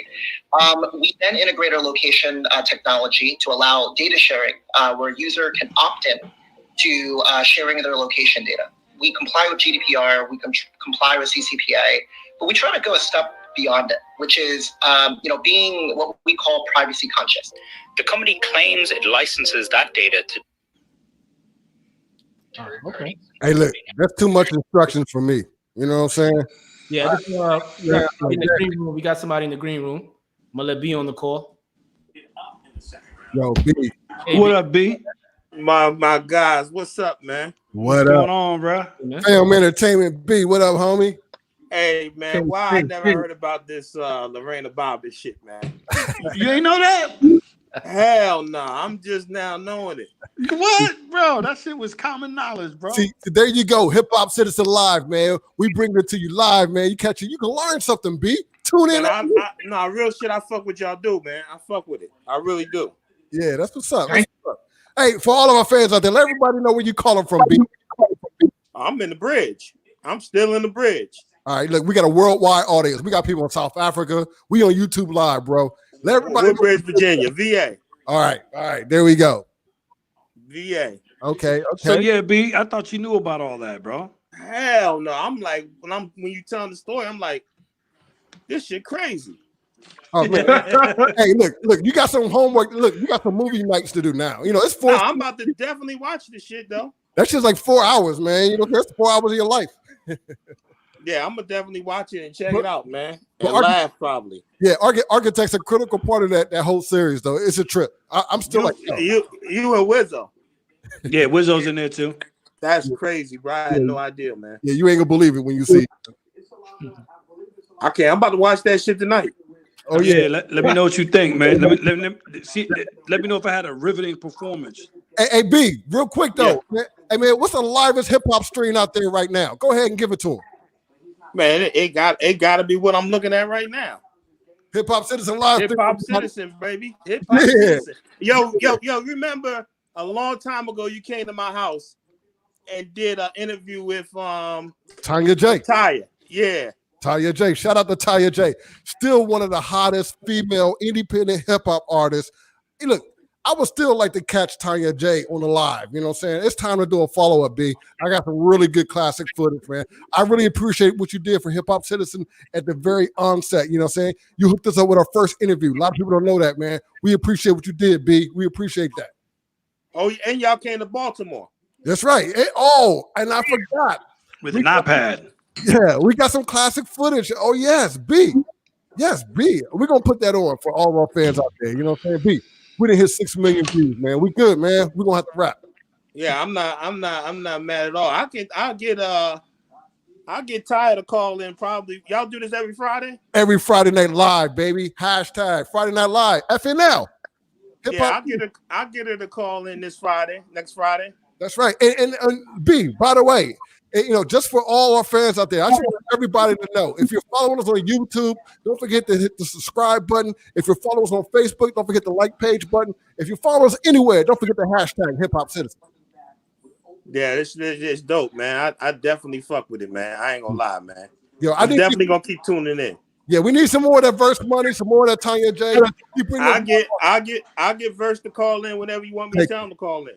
Hey man, we need that Verse money, man. Verse money got that Birds. That's a classic. Listen, By the way, B, while you're on the line, for all those out there, I want y'all to go to Tidal, Spotify, whatever your favorite music service subscription is, and look up Verse Money.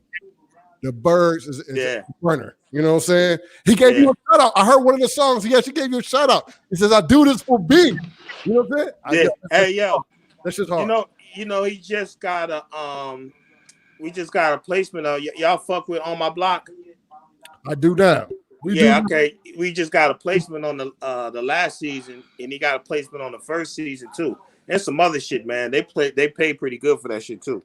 Oh, so there you go. You got a fucking there you go. You got some gems being dropped from my man B. There you go. Oh yeah, I'm definitely. This is how I pay my bills. Y'all already know that. Appreciate the call in, Well, B. I'm sorry. Hold on, B. I missed something there. What is it that you do? I get my bills paid with music. Okay, what you're an MC or DJ? What is it, sir? Exactly. Nah, I just work with artists and do a bunch of shit, man. I put songs together with artists from different areas and put them out. I got a matter of fact, y'all can just Google Black Allback. I got some music out, man, streaming real good, man. I probably streamed over 500,000 last year myself, and I don't rap. Oh wow, do none of that shit. There you go. B is known in the music business as a muscle man. You know, so he get it done. Hey, listen, I just put out. I talk to Malcolm all the time. I just put out a project, Free Malcolm. What? Yeah, and it's he's sitting there. He get iHeart Music, so he asked me to put something together. So I put out a project, Free Malcolm. Just dropped maybe about a week ago. Okay, I'm gonna have to look at that. Yeah, so Malcolm fucking love that shit. John Harper, don't incriminate yourself. John Harper's funny, dog. I like John. Hey, John, man, go ahead and share this to 10 of your buddies, man. Tell them to come on to Hip Hop Citizen. Dog, I got y'all next Friday. I'm gonna see I'll probably tell Ty to call in for real. Every Friday night, baby. Bring them here. Tell them all call in, man. Tell them all call in. Yo, we got a lineup, bro. We got a lineup. We're doing the man. I deal with artists from all over. Don't tell me to do that. Look, tell them all call in. I'm looking for artists that are willing to freestyle during the show to display their talents and things like that. Yeah, Micah. Yeah. I got some niggas that don't play. There you go. Okay. They'll give you what you want. Yeah. Okay. All right. Well, then tell them to come here and stop playing. Nah, I got you. I'm tuned in. Matter of fact, hold on. But nah, it's too late. But I get tired. I think she doing one of them. Y'all was talking about last week. The 10 for 10. Oh yeah, 10 for 10. 10 for 10 series. That's right. We talked about the K Beta and Born Unique. Yeah, she doing one Sunday. Yeah, Tanya J's on Sunday, and we might be carrying that one live too. We're gonna work out with our partners at We Feed the Culture, and hopefully we'll bring it to you live as well. Yeah, I mean, if you do it live, I can get her to call in right after that, or however y'all want. Well, yeah. We definitely gonna link on that one, B. We appreciate you, B. FM Entertainment. Hey, B, give everybody your socials one time. What happened? He said, "Give us your social security number and your credit card information." Yeah, y'all been had that. Y'all been had that. Where can they find your social media, B? Social media. Instagram BEE_BMG. That's usually, man. You want to hit me on there, man. Okay, there you go. B from Family Entertainment. Appreciate you. All right, thanks for calling in. No, it's not. I'm not Family Entertainment no more, man. Bag Music Group. I'm sorry. There you go. Yeah, fuck with us, man. Y'all niggas be safe, man. I'm gonna holler at y'all. All right, man. Peace. All right. Peace. Love you, B. Love B, man. Mr. Yeah. Yo, B. I got we can move on to the death of Fred the Godson. Oh wow, man! I forgot. An unfortunate situation. I know that was sad because I was just getting into his music because he's been doing a lot of work with I guess with a lot of those underground cats like Rock Marcy, Griselda, 38 Special. I know he was doing some joints with Joel. Yeah, and I was really liking what I was hearing, man. You know, Yes. I heard that he had COVID, but it looked like you say he's a young dude. He's probably gonna beat it and come right back. And just to hear that he's gone, man, it's real sad. Yeah, that's like the first coronavirus hip hop, right? It's been others. I think it's like a bounce DJ in Louisiana. Louisiana. Yeah. Did they say? Jay said Jazzy Jeff had it at one point, right? And he beat it. Thank God. Pneumonia, I think it was. I'm talking about deaths though. Who died from it? You know what I'm saying? Yeah, I'm just saying in general, hitting people. Right. Yeah. But the thing that was the underlying condition that I can only suspect that he had could have been diabetes or he had asthma. Obesity. He had asthma. Say again? He had asthma. Yeah. Okay. Yeah. See. God bless, man. God bless the souls, man. Shout out to DX. That's why heads got to take care of themselves, man. You can't. It's good to be all in the business and getting that money, man, but no health, it ain't gonna make no difference. I mean, I haven't been out of my house in like a couple of days, man. I find myself washing my hands, just being here all the time, and doing the corny shit like singing the hook for Miss Jackson by Outkast 2 times, just to make sure I get my 20 seconds in.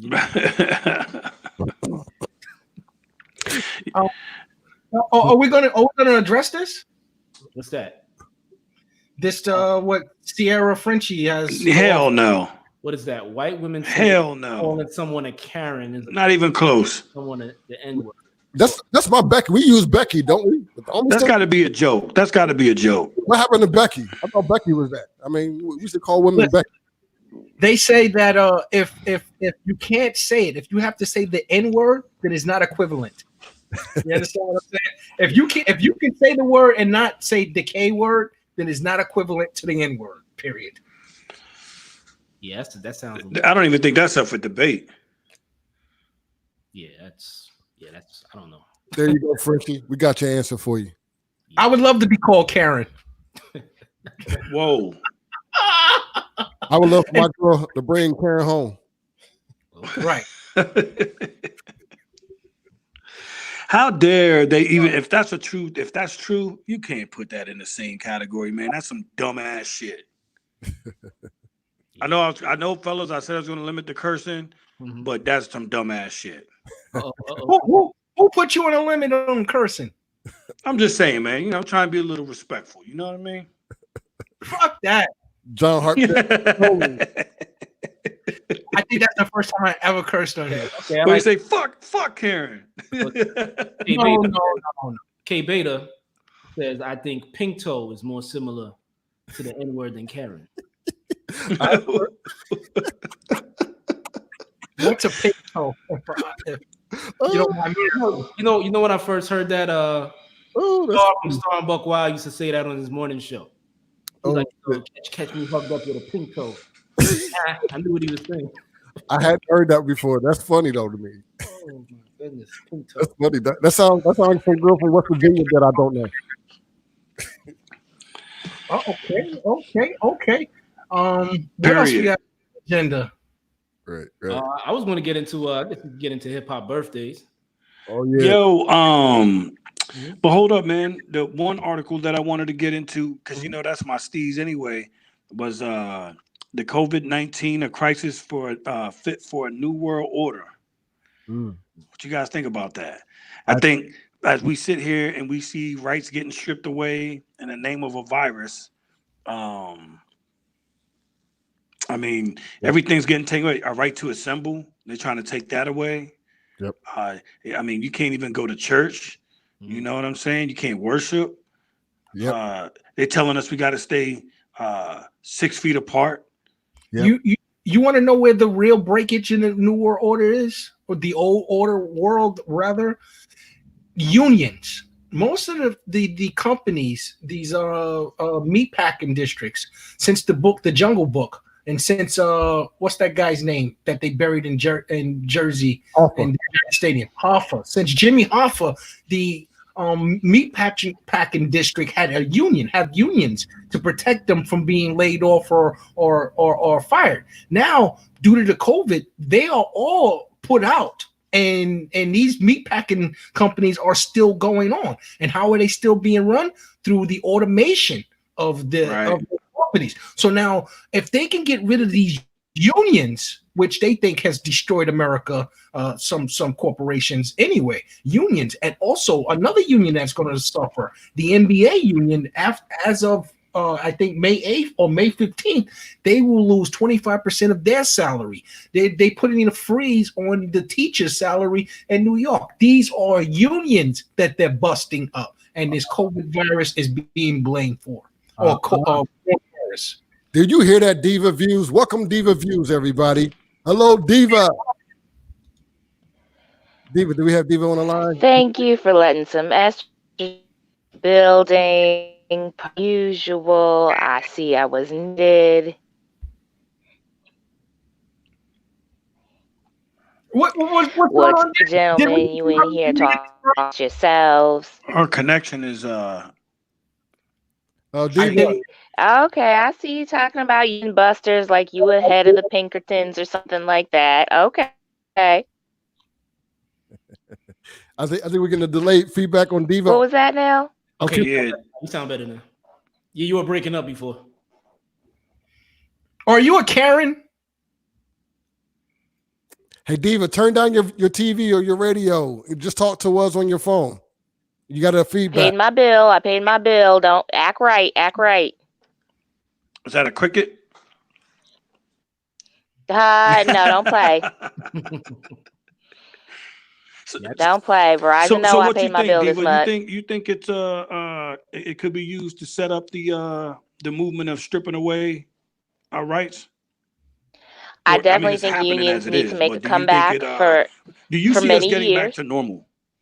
Well, no, there's going to have to be a new normal. There absolutely is going to have to be, because now people have gotten used to, they can see clearly now that what you're capable of doing, they won't want to go back to the way it was. So now that they see that, let's say, for example, Instacart, oh, you can do this. Well, now I want that on the regular. Oh, this is free. Well, then I want that on the regular. There's going to have to be a new normal. And as far as unions are concerned, absolutely, people need to recognize the usefulness of unions. They came into fashion for a reason. They were saying, no, it's not okay for you to rip my arm off and still have me expect to come in the next day at 8 a.m. It's not okay for me to be sewing t-shirts for 18 hours a day and then my child's next to me. That's what unions were for. So I really think those need to make a comeback in places like Amazon, Instacart, and gig economies as far as unions are concerned. I got a question. You're in North Carolina, correct? Absolutely. And in the South, it's hard to get a union established because they are so about just falling in line and just towing your line. And so there's a lot of union busting and anti-union propaganda in the stores down here a lot of the time. Are your city open? Is your city open? My city is not open yet. The governor has enacted a 3-part opening for phases. He's trying to follow what old boy up there said, who shall not be named. He's trying to do it in 3 phases. So he's going to have phase 1. We're going to do a gradual opening. Phase 2, we're going to let more people into stores. And then phase 3, let's see how everybody's doing and reassess, which, okay, logically makes sense to me. It makes more sense to be gradual than just let it be a free-for-all like Kemp is doing in Georgia. Right. That's why I asked. What phase are you in now? He hasn't specified a date for when these phases are going to begin, and that's what's confusing and angering people, because he had us on restrictions until May 15th. But now people are saying, well, okay, are these phases going to start on May 8th? Are they going to start from the time of your announcement? What date are these phases starting? And all he's given them is an outline. Well, I think that's the problem that I'm having with all of this, right? Not even just the reopening of society as a whole, but just the advice given from the health experts. You know, initially, it was, let's listen to the scientists, right? So as we know, scientists is a body of individuals that it's going to be infighting all the time. Everybody's got their own view on how things are going to be done, right? To an extent. But it's still an institution where a larger majority has to agree for something to be what it's supposed to be. right?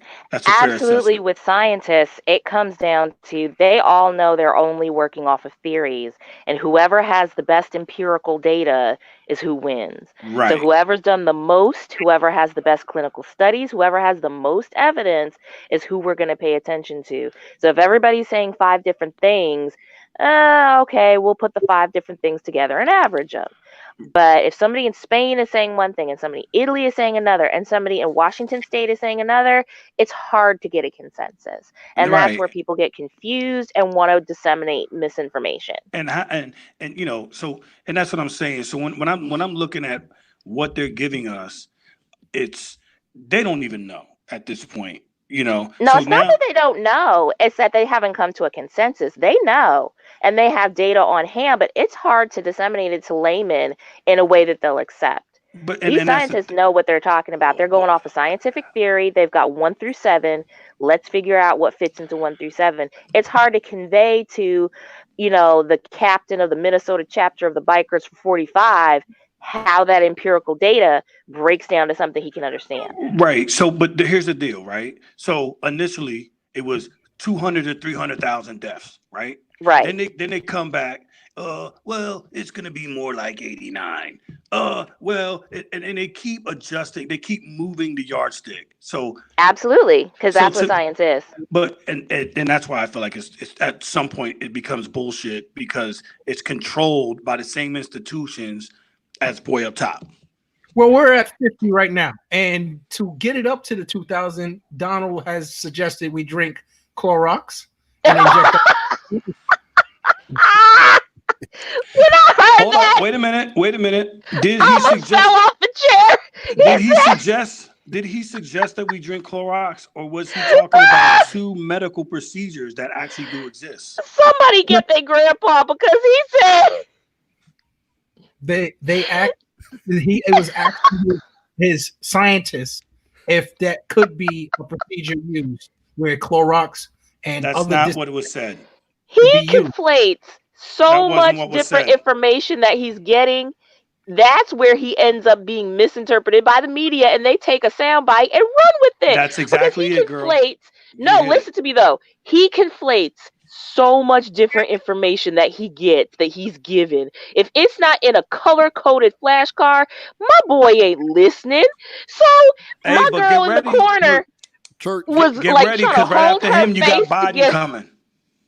She was trying to hold, Dr. Bricks was trying to hold her face together like, Lord, put your hand on my forehead because this fool just said, don't disinfectants work the same way? Let's find something to inject that works the same way as disinfectant. And she looked at him. And I know she wanted to jump up and just slap that mic out his. She's absolutely right. Thank you, Diva Views. 'Cause that's exactly. You're listening to Diva Views or caller from North Carolina, Hip Hop Citizen live stream. Don't forget. I'm sorry, y'all, but he's making a good point, though. It's not a liberal side or a conservative side. Yo boy said, ain't there something like disinfectant that you can inject that would work like disinfectant? And we can inject it. And my boy said it with not mine. Your boy said it with a straight foot. Somebody come get their grandpa. He's sundowning. So because Dr. Bricks was sitting in the corner like, what is, I hope nobody's going to ask me about this later. So Architect and I have had this conversation. I don't know. I think Architect may be a little bit indifferent. What say you, Architect? I say, I don't, again, and I'm going to go back to where I come from. I don't trust none of them. All right. None of them. Okay. And what I do notice is that if I'm watching CNN, right, and one thing is said, CNN will take it and turn it into something totally different. And it goes the same for Fox. When Obama was in, and then you watch watch CNN, it's the I Love Obama station, and then it's the go over to Fox, I hate Obama station. And so to me, at this point, the news is nothing but paid for advertisement at this point. So the end game is to give us misinformation, to divide. But see, that's where the critical thinking comes in. We as individual adults have a personal responsibility to put together the amalgam of information we gather and to posit a complete thought from that. Exactly. Once we gather all our information together, what seems consistent? What seems like the common thread? I'll say the common thread is this, Diva. This is the common thread. Okay. Since I've been on this planet, the same issues that we have been dealing with from day one still exist to this day, right? No matter who's in office, the inner cities still suffer. They still lack quality health care. They still lack jobs. It doesn't matter who's been in. And this isn't a shot because I voted Obama for both terms.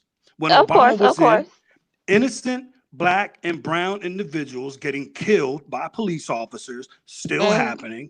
So for anybody to tell me that the face in the White House is making a change, not believing it. You can't even get me started on that because honestly, sometimes I want us to move to a parliamentary system with just a prime minister and the president's a figurehead. But that's a whole other discussion. But you know, it's forums like this that can create that, to bring back the unity, to fly under all that. Wait, what does bias. it say? If Trump supporters think Trump is such a, then why aren't they out there? Because you can't find bleach nowhere. Bro, the one that I saw. Let me find some bleach somewhere. Let me find out Publix got some bleach. I will be down there in 10 minutes. Let me put a bra on real quick. And not even a bra. Let me run down there. Just go get it. Let me find out somebody got some bleach. But what is the medicine? Put that up there. What is the medicine that Trump has supported that it has really superior of chloro? That's the hydrochloroquine. And yes, he needs to be careful about recommending that because actually hydrochloroquine is not good for people of color and people of Middle Eastern descent. We have to be careful with it. It's an anti-malaria drug. And it was posited that it could be something that could work with our antibodies. But really, there was nothing proven. It was a theory that he glammed onto and decided to run with. And then some dude in Iowa ate some aquarium tablets. And here we are. And then how is that Trump's fault that he ate that though? Because Trump is the one that has the responsibility for what comes out of his mouth, knowing but his who audience. the hell, what right person in their mind would say, my president said that was good for me, so I'm gonna go eat this? And see, you just answered your own question. What person in the right mind? So yeah, man, and then that's who he appeals to. And unfortunately, that's what everybody else feels a responsibility to deal with. Shit, we still swimming it. Go to the. What is this? Drink bleach.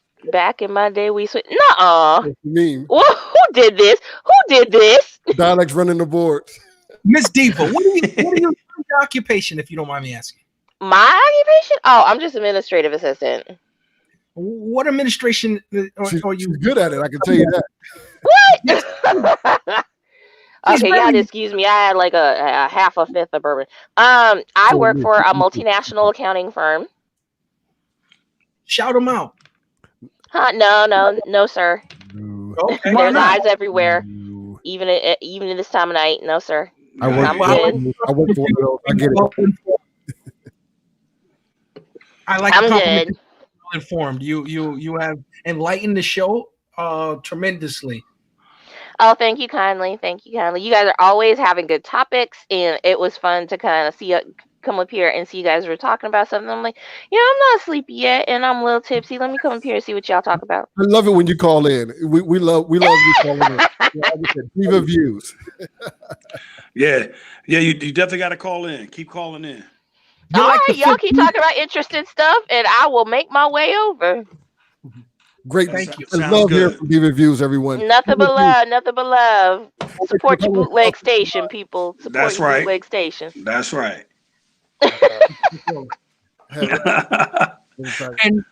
and Diva, would you like to hang out with us for anniversaries and birthdays, or what? Oh, what's going on with anniversary and birthdays? Inform me. Dialect. Stay tuned. Just hang on the line there, and we'll carry you along there, Diva. Okay. They got a couple of mini muffins in the green room, so I'll hang out. There you go. Call in, by the way. That's the phrase for you to call in using the link below on your URL. It's already been set up for you. And take us to the what's it? There's half a coffee cake mini muffin over there in the corner. You're sweet. I love you. You have to fight that roach for it, though. I don't know. Does he look like Stevie Wonder tonight? Does David looks like Stevie Wonder. It was said that he looked like Stevie Wonder tonight. He kind of does. Why is not my Sharia Moore? The young kids don't appreciate that. Since I'm over 40, so that's why I like Babyface. I'm like, man, fuck out of here. What's up with these anniversaries? Yes. Let's get to it. All right. So the first hip hop birthday we have for this week is Fredro Starr of Onyx. Oh wow. Oh my goodness. 71, huh? No, he's not. No, he was born in 71. I was gonna say he ain't no fucking 71. I remember him. He tried to get on everybody's show. He was on everybody's like sitcom. Yeah, I think he was trying to acting thing out, right? He definitely tried to do the act. When you were in hip hop back in the 80s and the 90s, especially, you tried to transition. You tried to cross over, and so you did the UPN circuit. You did Moesha. You did Martin. You did you went circuit. It's like the Chitlin circuit. What? No, he had a movie though. He was in a movie, the basketball film with Rita Perlman. Yep, never saw it. You have to refresh my drink. What? It was what was that movie called? Sunset Park. Yes. Yep, never saw it. Oh, Sunset Park. Okay. Yeah, Terrence. Oh, where they used to film at the Rucker all the time. No, that was Above the Rim. Sunset Park was the basketball team, the high school basketball team. Oh, okay, got you. Never saw it. Yeah, no, I know what he's talking about. I know what he's talking about, though. No, you don't, Diva. Stop. Yes, I do. You know what? You don't know me. I know you don't know. Who's the next one? Oh my goodness. Yeah, let's get to the next person. I can't believe Fredro's going to be 50. Man. That's wild, right? Next hip hop birthday we have is a hip hop legend, Grandmaster Caz. Oh. From what was the group he was with? The Cold Crush crew? The Cold Crush brothers? Yes, the Cold Crush brothers. Yeah. So he's 59 today. 59 this week. That was the one with the Haiti Kid, right? Where he created the Yes Yes Y'all. Nah, I think you probably mean Kid Creole from the film. Kid Creole. Thank you. Yeah, son. Shower. Yeah. And who's Kid Creole with? Kid Creole actually, I don't know if you noticed. I mean, being from New York, I think he was locked up a couple years ago for killing somebody, stabbing a homeless dude in the street. Lord have mercy. He's too old to be doing and that. Not only that, he went into the precinct and confessed to the crime. Yeah, and he's also the brother of Melly Mel, Kid Creole. I did not know that. Goodness. Wow. Yeah. See, you can't be in your middle age still trying to do your rap career. That's not cool. Yeah. See, man, y'all are old, man. And Grandmaster Caz, what he's famous for, of course, being a hip hop legend, but he's also famous because he gave Big Bank Hank his rhyme book. Yeah. To record rhymes for the classic hip hop song. What was it? Rapper's Delight. Rapper's Delight. So those verses weren't even Big Bank Hanks. They were actually Grandmaster Caz. I think when I'm saying a ton of fun. Yeah, and he even spelled out his name in there, Casanova. Right. C-A-S. Yeah. Right. Yeah, when you actually had to think about your lyrics, yeah. But everybody could be a Casanova. When Big Bang Hank said that he's 6'1" and I think he's 5'8", if anything, that's when you knew that it was. Why you gotta call him out though? No, it's hip hop lore. So the ghostwriting started a long time ago. Absolutely. No, ghostwriting stealing, because Big Bang Hank, Caz said he never gave it to him. You know what I'm saying? He thought he was going to be a part of the group, or they were going to record the song or some sort, and it got a confusion, and Big Bang Hank stole. I think Caz did give him the lyrics, But I didn't think he would. At the time, remember, rappers weren't making money. It was just something that was done for fun. Right. You were MC back then. You weren't necessarily. And rapping. then Don Juan the Mac rolled up and was like, "Yo, bro, we'll give you a little deal." And then Okay, who this? You don't know who this is? Killer Mike. You don't know Killer Mike? Not off the top of my head. What's this angle? Oh my goodness, Killer Mike is I don't know his lyrics, to be honest with you, Diva, but Killer Mike is definitely heavily involved in political activism. Oh yeah, his activism. Oh, him. Okay. Didn't I just get through saying I'm a little tipsy? Okay. Give the drunks a couple of seconds to catch up. Touche. Okay then. No, Big- he's the one Killer that's really politically involved. Okay. Absolutely. Yeah. His And he also political grew up in statement T.I.'s this week. neighborhood. They're neighbors, right? He and T.I. grew up together. Then he needs to straighten T.I. up is what he need to do. You don't think T.I. straightened up? Oh my Lord. Well, technically, he has T.I. invested in their local businesses. They bought a local chicken restaurant that was in their neighborhood for years. And Don't he have a? Oh, black people and chicken. How progressive. there's jobs involved there, right? I mean, someone's employing somebody with that chicken house. Okay, fine. He's a job creator. Don't he have several barbershops as well? And he refused to open them this week when Atlanta opened back up. He said he will not be opening his barbershops. And well, the other interesting thing is that he also has a really powerful Netflix film on Netflix as well. And oh, by the way, Diva, have you had a chance to catch out Architect 7 on the Amazon Prime Video, the Lorena Bobbitt story? No, sir, I have not. Now, why is he mixed up with Lorena? Cash Me Outside with this chef's knife, Bobbitt. So you'll have to. She's a great chef. Nah. I worried for your brother. Blink twice. You'll have to catch on Amazon Prime. Sorry, darling. Hey, throw Diva off. She's funnier than me. No, okay. We trying to hold people down. Is that how it is? Crabs in a barrel. You can't help it.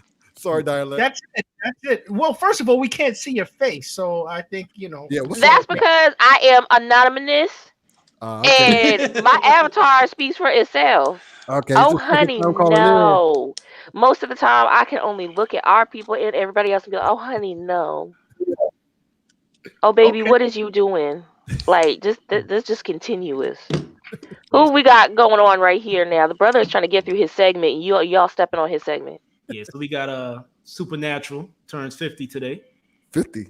So I know a lot of hip hop says Supernatural, babe. Yo, he's a baby in that picture. Yeah, he's famous for his off the top freestyles. Yeah, that is not a recent freestyle is a dying art. That's what I wanted to talk about.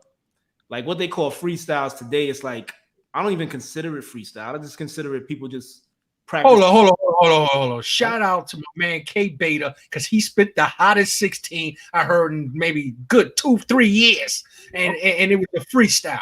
I'm sure he didn't write that. He wouldn't have done that to me when I asked for a freestyle. I mean, I'm gonna ask Architect 7 as an MC. As an MC, supposedly the technical aspect of it is, it's a freestyle as long as it hasn't been recorded yet. Off the dome, off the dome, and off the top, that's the elevated version of freestyle. No, freestyle is you stand in the ring, you grab the mic, and you just start talking. I agree too. I think that's I'm just letting you know. It just comes to you. In my year, well, that's off the top. That's off the head. I agree to that. No, but absolutely. I sort of see what Mr. Architect is saying as well. That if it's not recorded, then and they just pull it out of a random in their head and they want to spit it, that's also a freestyle as well. I agree. Now spitting writtens was taboo because when I battled Juan Mac a long time ago, the only hottest line he ever said in college was, he said, "Dialect, your freestyles are like Nas' second album because it was written." Somebody hey, that was hot back then. Yeah, and saying back then that was hot. Don't lie. Man, y'all are but fucking see, there's old. a difference between Nas writing stuff down in a notebook and then just sitting in the studio in front of Angie Martinez and just spitting something for like 5 minutes or 2 or 3 minutes. To me, that's a freestyle. Hey, can you say something for us real quick? And he spits like 8 bars or something. That's different from Nas writing something in a notebook and then going in the studio. That he goes to record it. when he writes it down. That doesn't count as a freestyle.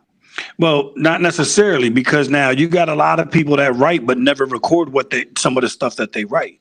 That's Some of not a that freestyle stuff- if you write it down, though. Once you That's put not pen true. to paper, Not true. that's not a freestyle. That's not true. Okay, I'm a purist then. I'm a complete Puritan wearing the I'm buckle a shoes. purist. I'm a purist because too. I'm a lyricist. Nah, the definition has changed over the years. I think when it first I came guess so. I guess so. freestyle was off the top of the dome. That's all I knew freestyle. Boom! You just said it off the top. If you were spitting a written lyric in a freestyle, it wasn't considered freestyle. You were ciphering. It was a cipher. If everybody was written, it's a cipher. But if you're freestyling, somebody's like, banging on the lunch tables like we used to do, or playing an instrumental, right? That's off the top. But that's off the dome. It's like freestyle dancing is making something up on the spot. Freestyle on the spot. That's what I consider like the purest form. It's not freestyle is supposed to be not rehearsed. Exactly. Now I'm not talking like Iggy Azalea in that whack ass concert. Yeah. I don't know what she was trying to rhyme. That's not freestyle. That's just your fumbling. I'm talking about you get some. That is a terrible example of any MC. I'm telling you a terrible example. I'm showing you a terrible example. That is a terrible example of freestyle. You fumbling and can't even get your words together. But I'm talking about if you just grab the mic in your hand, rock him, and just go, and nobody can get a word in edgewise. That's freestyle. The freestyle that Iggy did with the why are we talking about Iggy Azalea on this show? Because I was trying to show you an example of a terrible freestyle. This is absolutely despicable. I will not tolerate such actions. He's completely tearing his clothes asunder. I'm sorry. Iggy can be relevant if we're talking about, saying, hey, there's some parts that can be relevant. Hold on. I'm going to show you the relevancy of it, because that freestyle actually ended her career.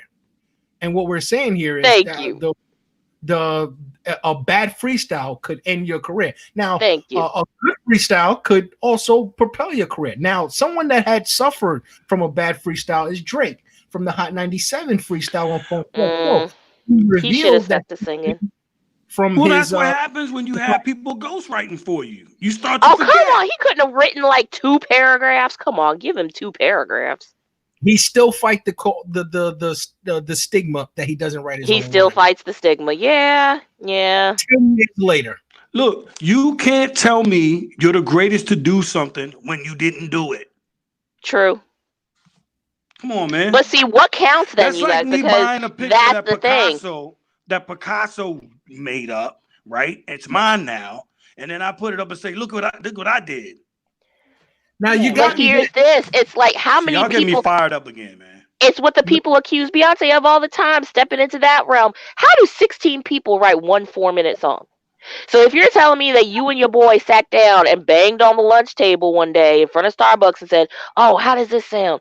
So the two of you can't write this. So now he's your ghostwriter? Who said that? Anybody who says that you didn't write it by yourself, all of a sudden you have ghostwriters. Absolutely. Now, you look at the credits on anybody's record, you'll see that there's contributions from 2 or 3, 4 people.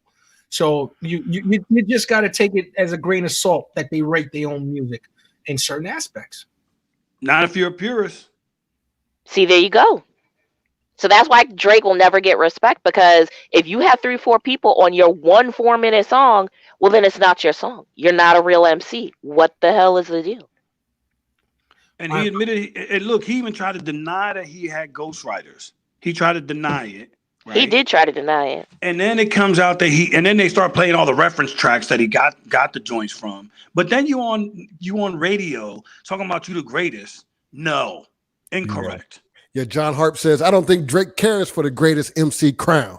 Well, then he shouldn't have said he was the greatest at one point. Right. Like I said, if one dude says one line, should he not get credit because he said that one hot line that now everybody's got on, graffitied on a airbrush on a t-shirt?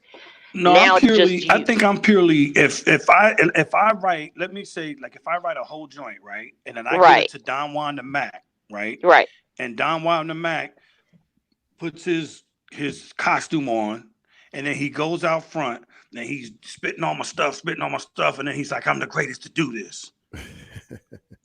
But that's There's his a lot of that goes persona. on. That's his persona saying, I'm the greatest to do this. This is my song that And shows that's a lie. I'm the That was- greatest his to do persona this. is a lie. I got a Oh, question. no, because you gave him permission to say, take my song, dude. Here's my song. Make it hot.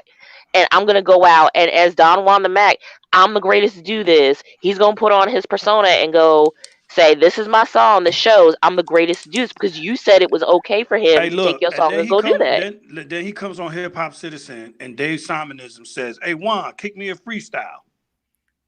Okay, well, then that's where the realness Millie comes Vanilli. Millie, can you hear from. of Not Millie. He took it all the way back to Millie Vanilli. Let's Shout talk out to James Troy. I see you Do out you there. Do you Exactly, think- James. Exactly, James. Speak on it, baby. Architect, do you think you could suffer from a beating if you wrote lyrics that Don Juan insults another MC? Do you think they should approach you? Because that's what happened to Quentin.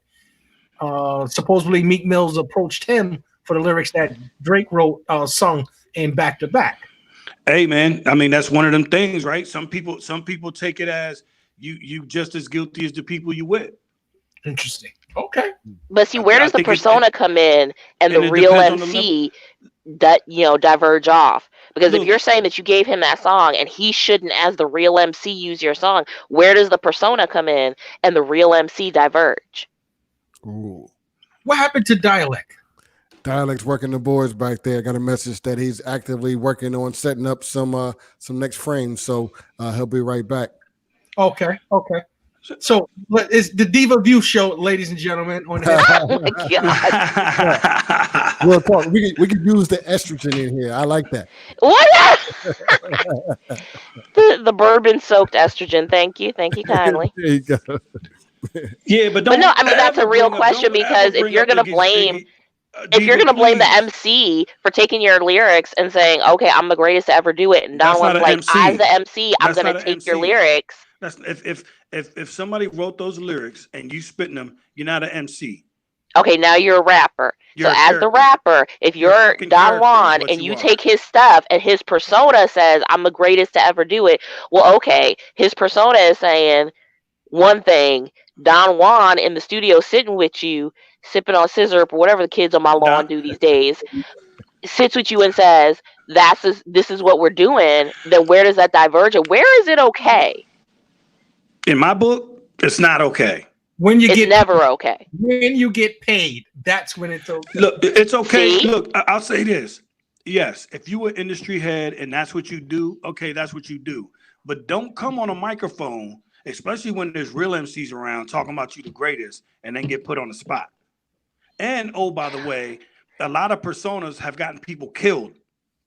True. Okay. Okay, now we talking about Rainbow Bright if we're going to talk about personas. But if Don Juan knows that he's got bars, he just happened to use yours in that song that got him on the Billboard Hot 100. Hey, I'm getting look, dragged through this somehow. You know what I'm saying? Diva, I'm having an argument with somebody that brought up Iggy Azalea freestyle. I can't believe I'm And doing I this right explained myself. Don't try to denigrate me. It was pertinent to the conversation. It was pertinent. He tried it. That was cute.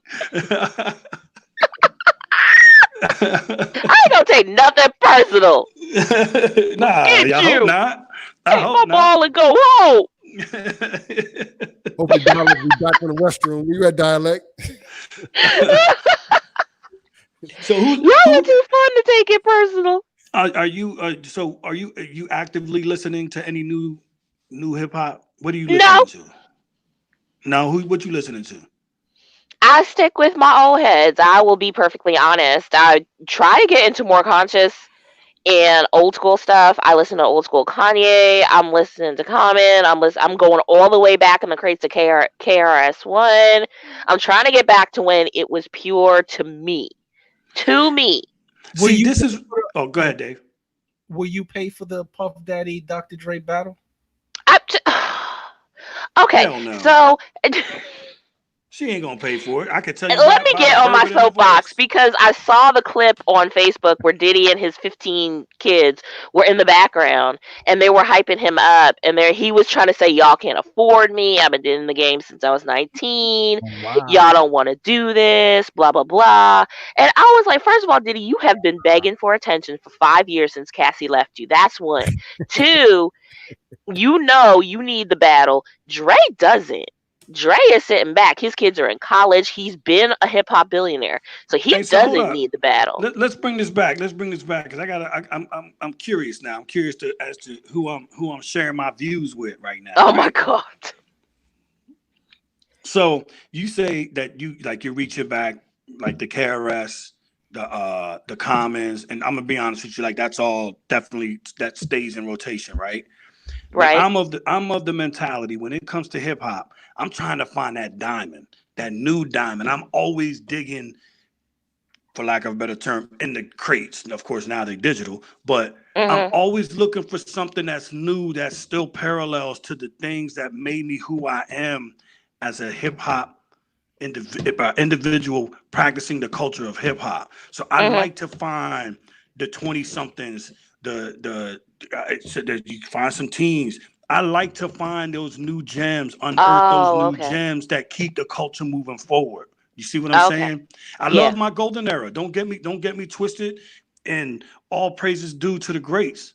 But I need forward movement in that, like you said, that still ignite that energy within me. And I'm telling you, there's a lot of young heads that And you know, I can give you nothing but accolades for that. You have what's left at the bottom of Pandora's jar, which is hope. And I praise you for having hope. I'm gonna die with it. Absolutely. No, but that's the one thing that makes us human is the fact that we always have hope. No matter what else happens to us, no matter how broken we get, it's always hope. And that's fine. But when it comes to hip hop, I am definitely stuck with what I remember as being the epitome for me. And that's why I always say for me. So if anybody's talking about Rhapsody, if anybody has a nerve to come out their mouth talking about Meg Thee Stallion, if anybody else, you know, tries to come out with something else with me that's modern, I'm just like, okay, that's important to you in this era at this point. I just can't listen to the same things over and over again. It's the same thing in my life. I need new challenges. Get that. I need absolutely things get that that. Push me, you know. I need things that push me to the next level. Right. I got hope that you join us next week. I think they're trying to wrap this thing up now, sweetheart. Go ahead, wrap it up. They're giving you the signal. Wrap it up. Wrap it up. They giving me the wrap it up, B. Hey, you're supposed to be wrapping it up, Dave. Wrap it up, B. Bro. It's Yes. always been a rule. Yes, absolutely. And like I said, By the way, you're Dave, more than welcome here, and I appreciate them. You're honest. well, I got a question real quick for both Dave and Diva. Do you think there's a correlation between those who are not wearing gloves and those who wear condoms for sex? No. Wait, what? I don't think there's a correlation. That just came out of the cheap seats in left field. Like, what? That's Don Juan the Mac. Don Juan the Mac is Don Juan the Mac need to go ahead and do his freestyle on Breakfast Club. Why are we talking about gloves and condoms? Like, from the cheap seats. I think there's do you find there to be a correlation? I mean, okay, the only correlation, I hate to see the discarded rubber gloves in the street as much as I hate to see discarded condoms in the street. But, gross. Okay, so let me ask you, Dave. Would you talk to a woman who has gloves on or does not have gloves on? Does it make a difference to you in this day and age? You know there's a virus going on, and she's walking around the street or the park and she has no gloves on. Do you talk to her? Okay, the gloves situation. Actually, there's a debate whether the gloves are necessary or not. I don't digress. The question was, I think for protection, you can wear the gloves if you want to, but they're not mandatory as much as the face mask is, because that is where the spew is entering into the air and could be dangerously to. Right, you're shedding it if you're asymptomatic. No, check her hands and see if she's ashy. If she's ashy, she's washing her hands a lot. Right, you can. Either that or she ain't washing them at all. Well, they Oh, say, why you always got to put a negative spin on? See, okay. I'm just trying to give you the news. Fair. He got to look at the side that of the bread of the peanut butter toast that fell on the floor instead of the part that didn't. Why he got to be like that? Because I like my people to be aware of both sides of both. You know, they gotta see the whole spectrum in things. We can't see one way. Yeah. I like him. He's silly. Hey, Dialect, speaking of hip hop, I think David Views thinks I'm a rapper, but you know, I have a rapper. Listen, I do have a dope rapper. I don't know. Have you heard of David Bars? Who? David Bars. Oh, you haven't heard of him? Okay. Well, good. Because you're in for a treat. If I can get a Dialect to cue this up for us, I have David Bars for you on our independent. Young Cat. Now check this out, Diva. Young Cat. And he comes from the old school Lord Finesse, the whole DITC squad from the BX. Young Cat. And listen to this dude spit. It's ridiculous. But what's he about? What's he trying to say? You got to hear him. Yeah, you got to hear him. Is he about bling and broads, I'm gonna or tell what you like he's I about? tell Dave. I'm not gonna dig the diamond up for you. I need you to coach you. I'll point you in the right direction. He said, "I'm not gonna be one of the children in the diamond mine." That's right. That's right. Get it up for you guys. Here you go. Y'all can hear the sound? A little bit. Yeah, turn him up a little bit. Turn up a little bit.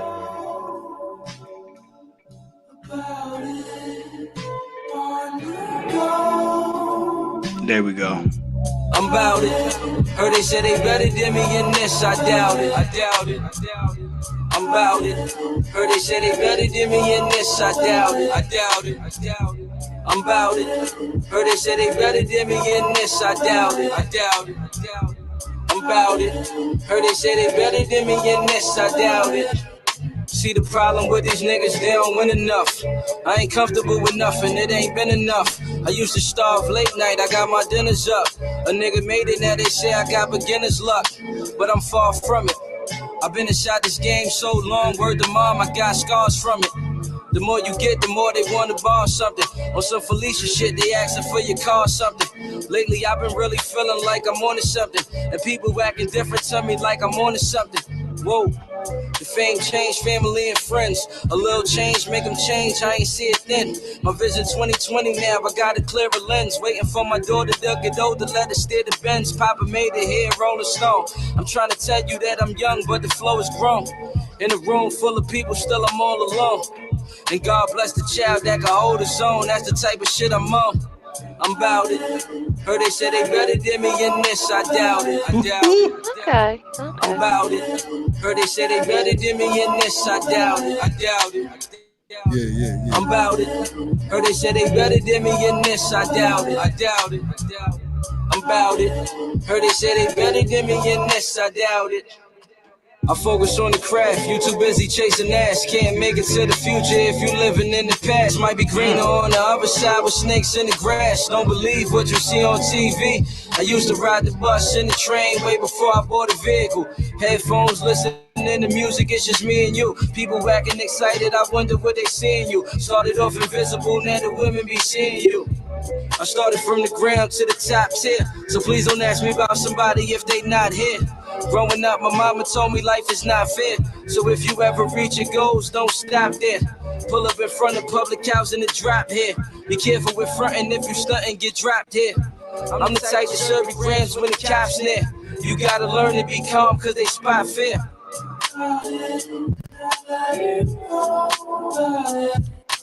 Okay, yeah. Stop sleeping. I can hear like a Talib Kweli thing going on with him. Little bit. Okay. Okay, Don Juan's dropped off. Dialect's dropped off. It's just Diva, John, and I.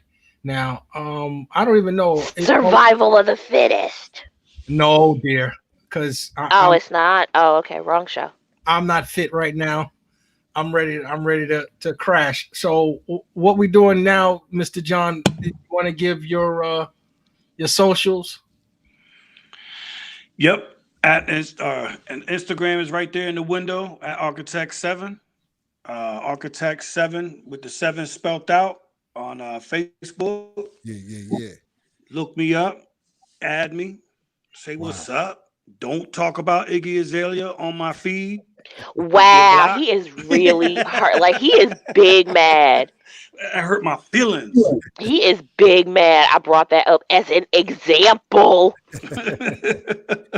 Wow. Diva, since you were the fifth Beatle, would you like to give your socials? There you go. And nah, I don't need anybody getting on me. No, well, yeah, I can't say what I want to say. I enjoy my privacy. Yeah, hey, stay in your cheap seats, Juan. Come on now. Yeah, there you go. John Juan, how about you? You can always find us. You know where to find us at Hip Hop Citizen on Instagram or at Twitter at Hip Hop Citizen 1. And you can always find us. Send right all here. your Iggy Azalea memes to Architect down there for the next week. He wants all her booty pictures. He wants all her mixtapes. He wants all her unreleased tracks. Hey, I think that's why Iggy's actually popular is because of the booty pics. Yeah. Hey, I keep it 100. I want to shout out my main man K Beta for the interview earlier tonight and the freestyle. Shout out to K Beta. I hope we can get that on a separate from the show, the whole 2.5 hour show, so that we can enjoy that and he can get some numbers up. I am David Simonism. You can find me at all of the platforms except Twitter because I'm banned there. I don't know if Dialect want to come in and chime in here and say his piece. Or we can give it out because I know Dialect's working the boards behind the scenes. You can always find Dialect at Dialect 718. Yeah, you got to spell that out. You want to spell it out for David? I've been drinking too. I can't spell it. DIALEKT 718. There you go. Also known as Stevie Wonder's third cousin. Yeah, I'm the blind man that can see, said the blind man. So that'll be a wrap for me. That'll be a wrap from us, I guess. Yes. Until next week. Shout out to Grace Martin. It's all wrapped up. They wrapped up. Grace, I tried to clean it up for you tonight. I hope you appreciated that. I'll try better as the time goes on. And we hope to do this again next Friday. Diva Views, thanks for calling in again. It's been a Call pleasure. next week, Diva. I want to hear from It more. is always a pleasure and an honor. Absolutely. It's great No to have doubt. Likewise. Respect due.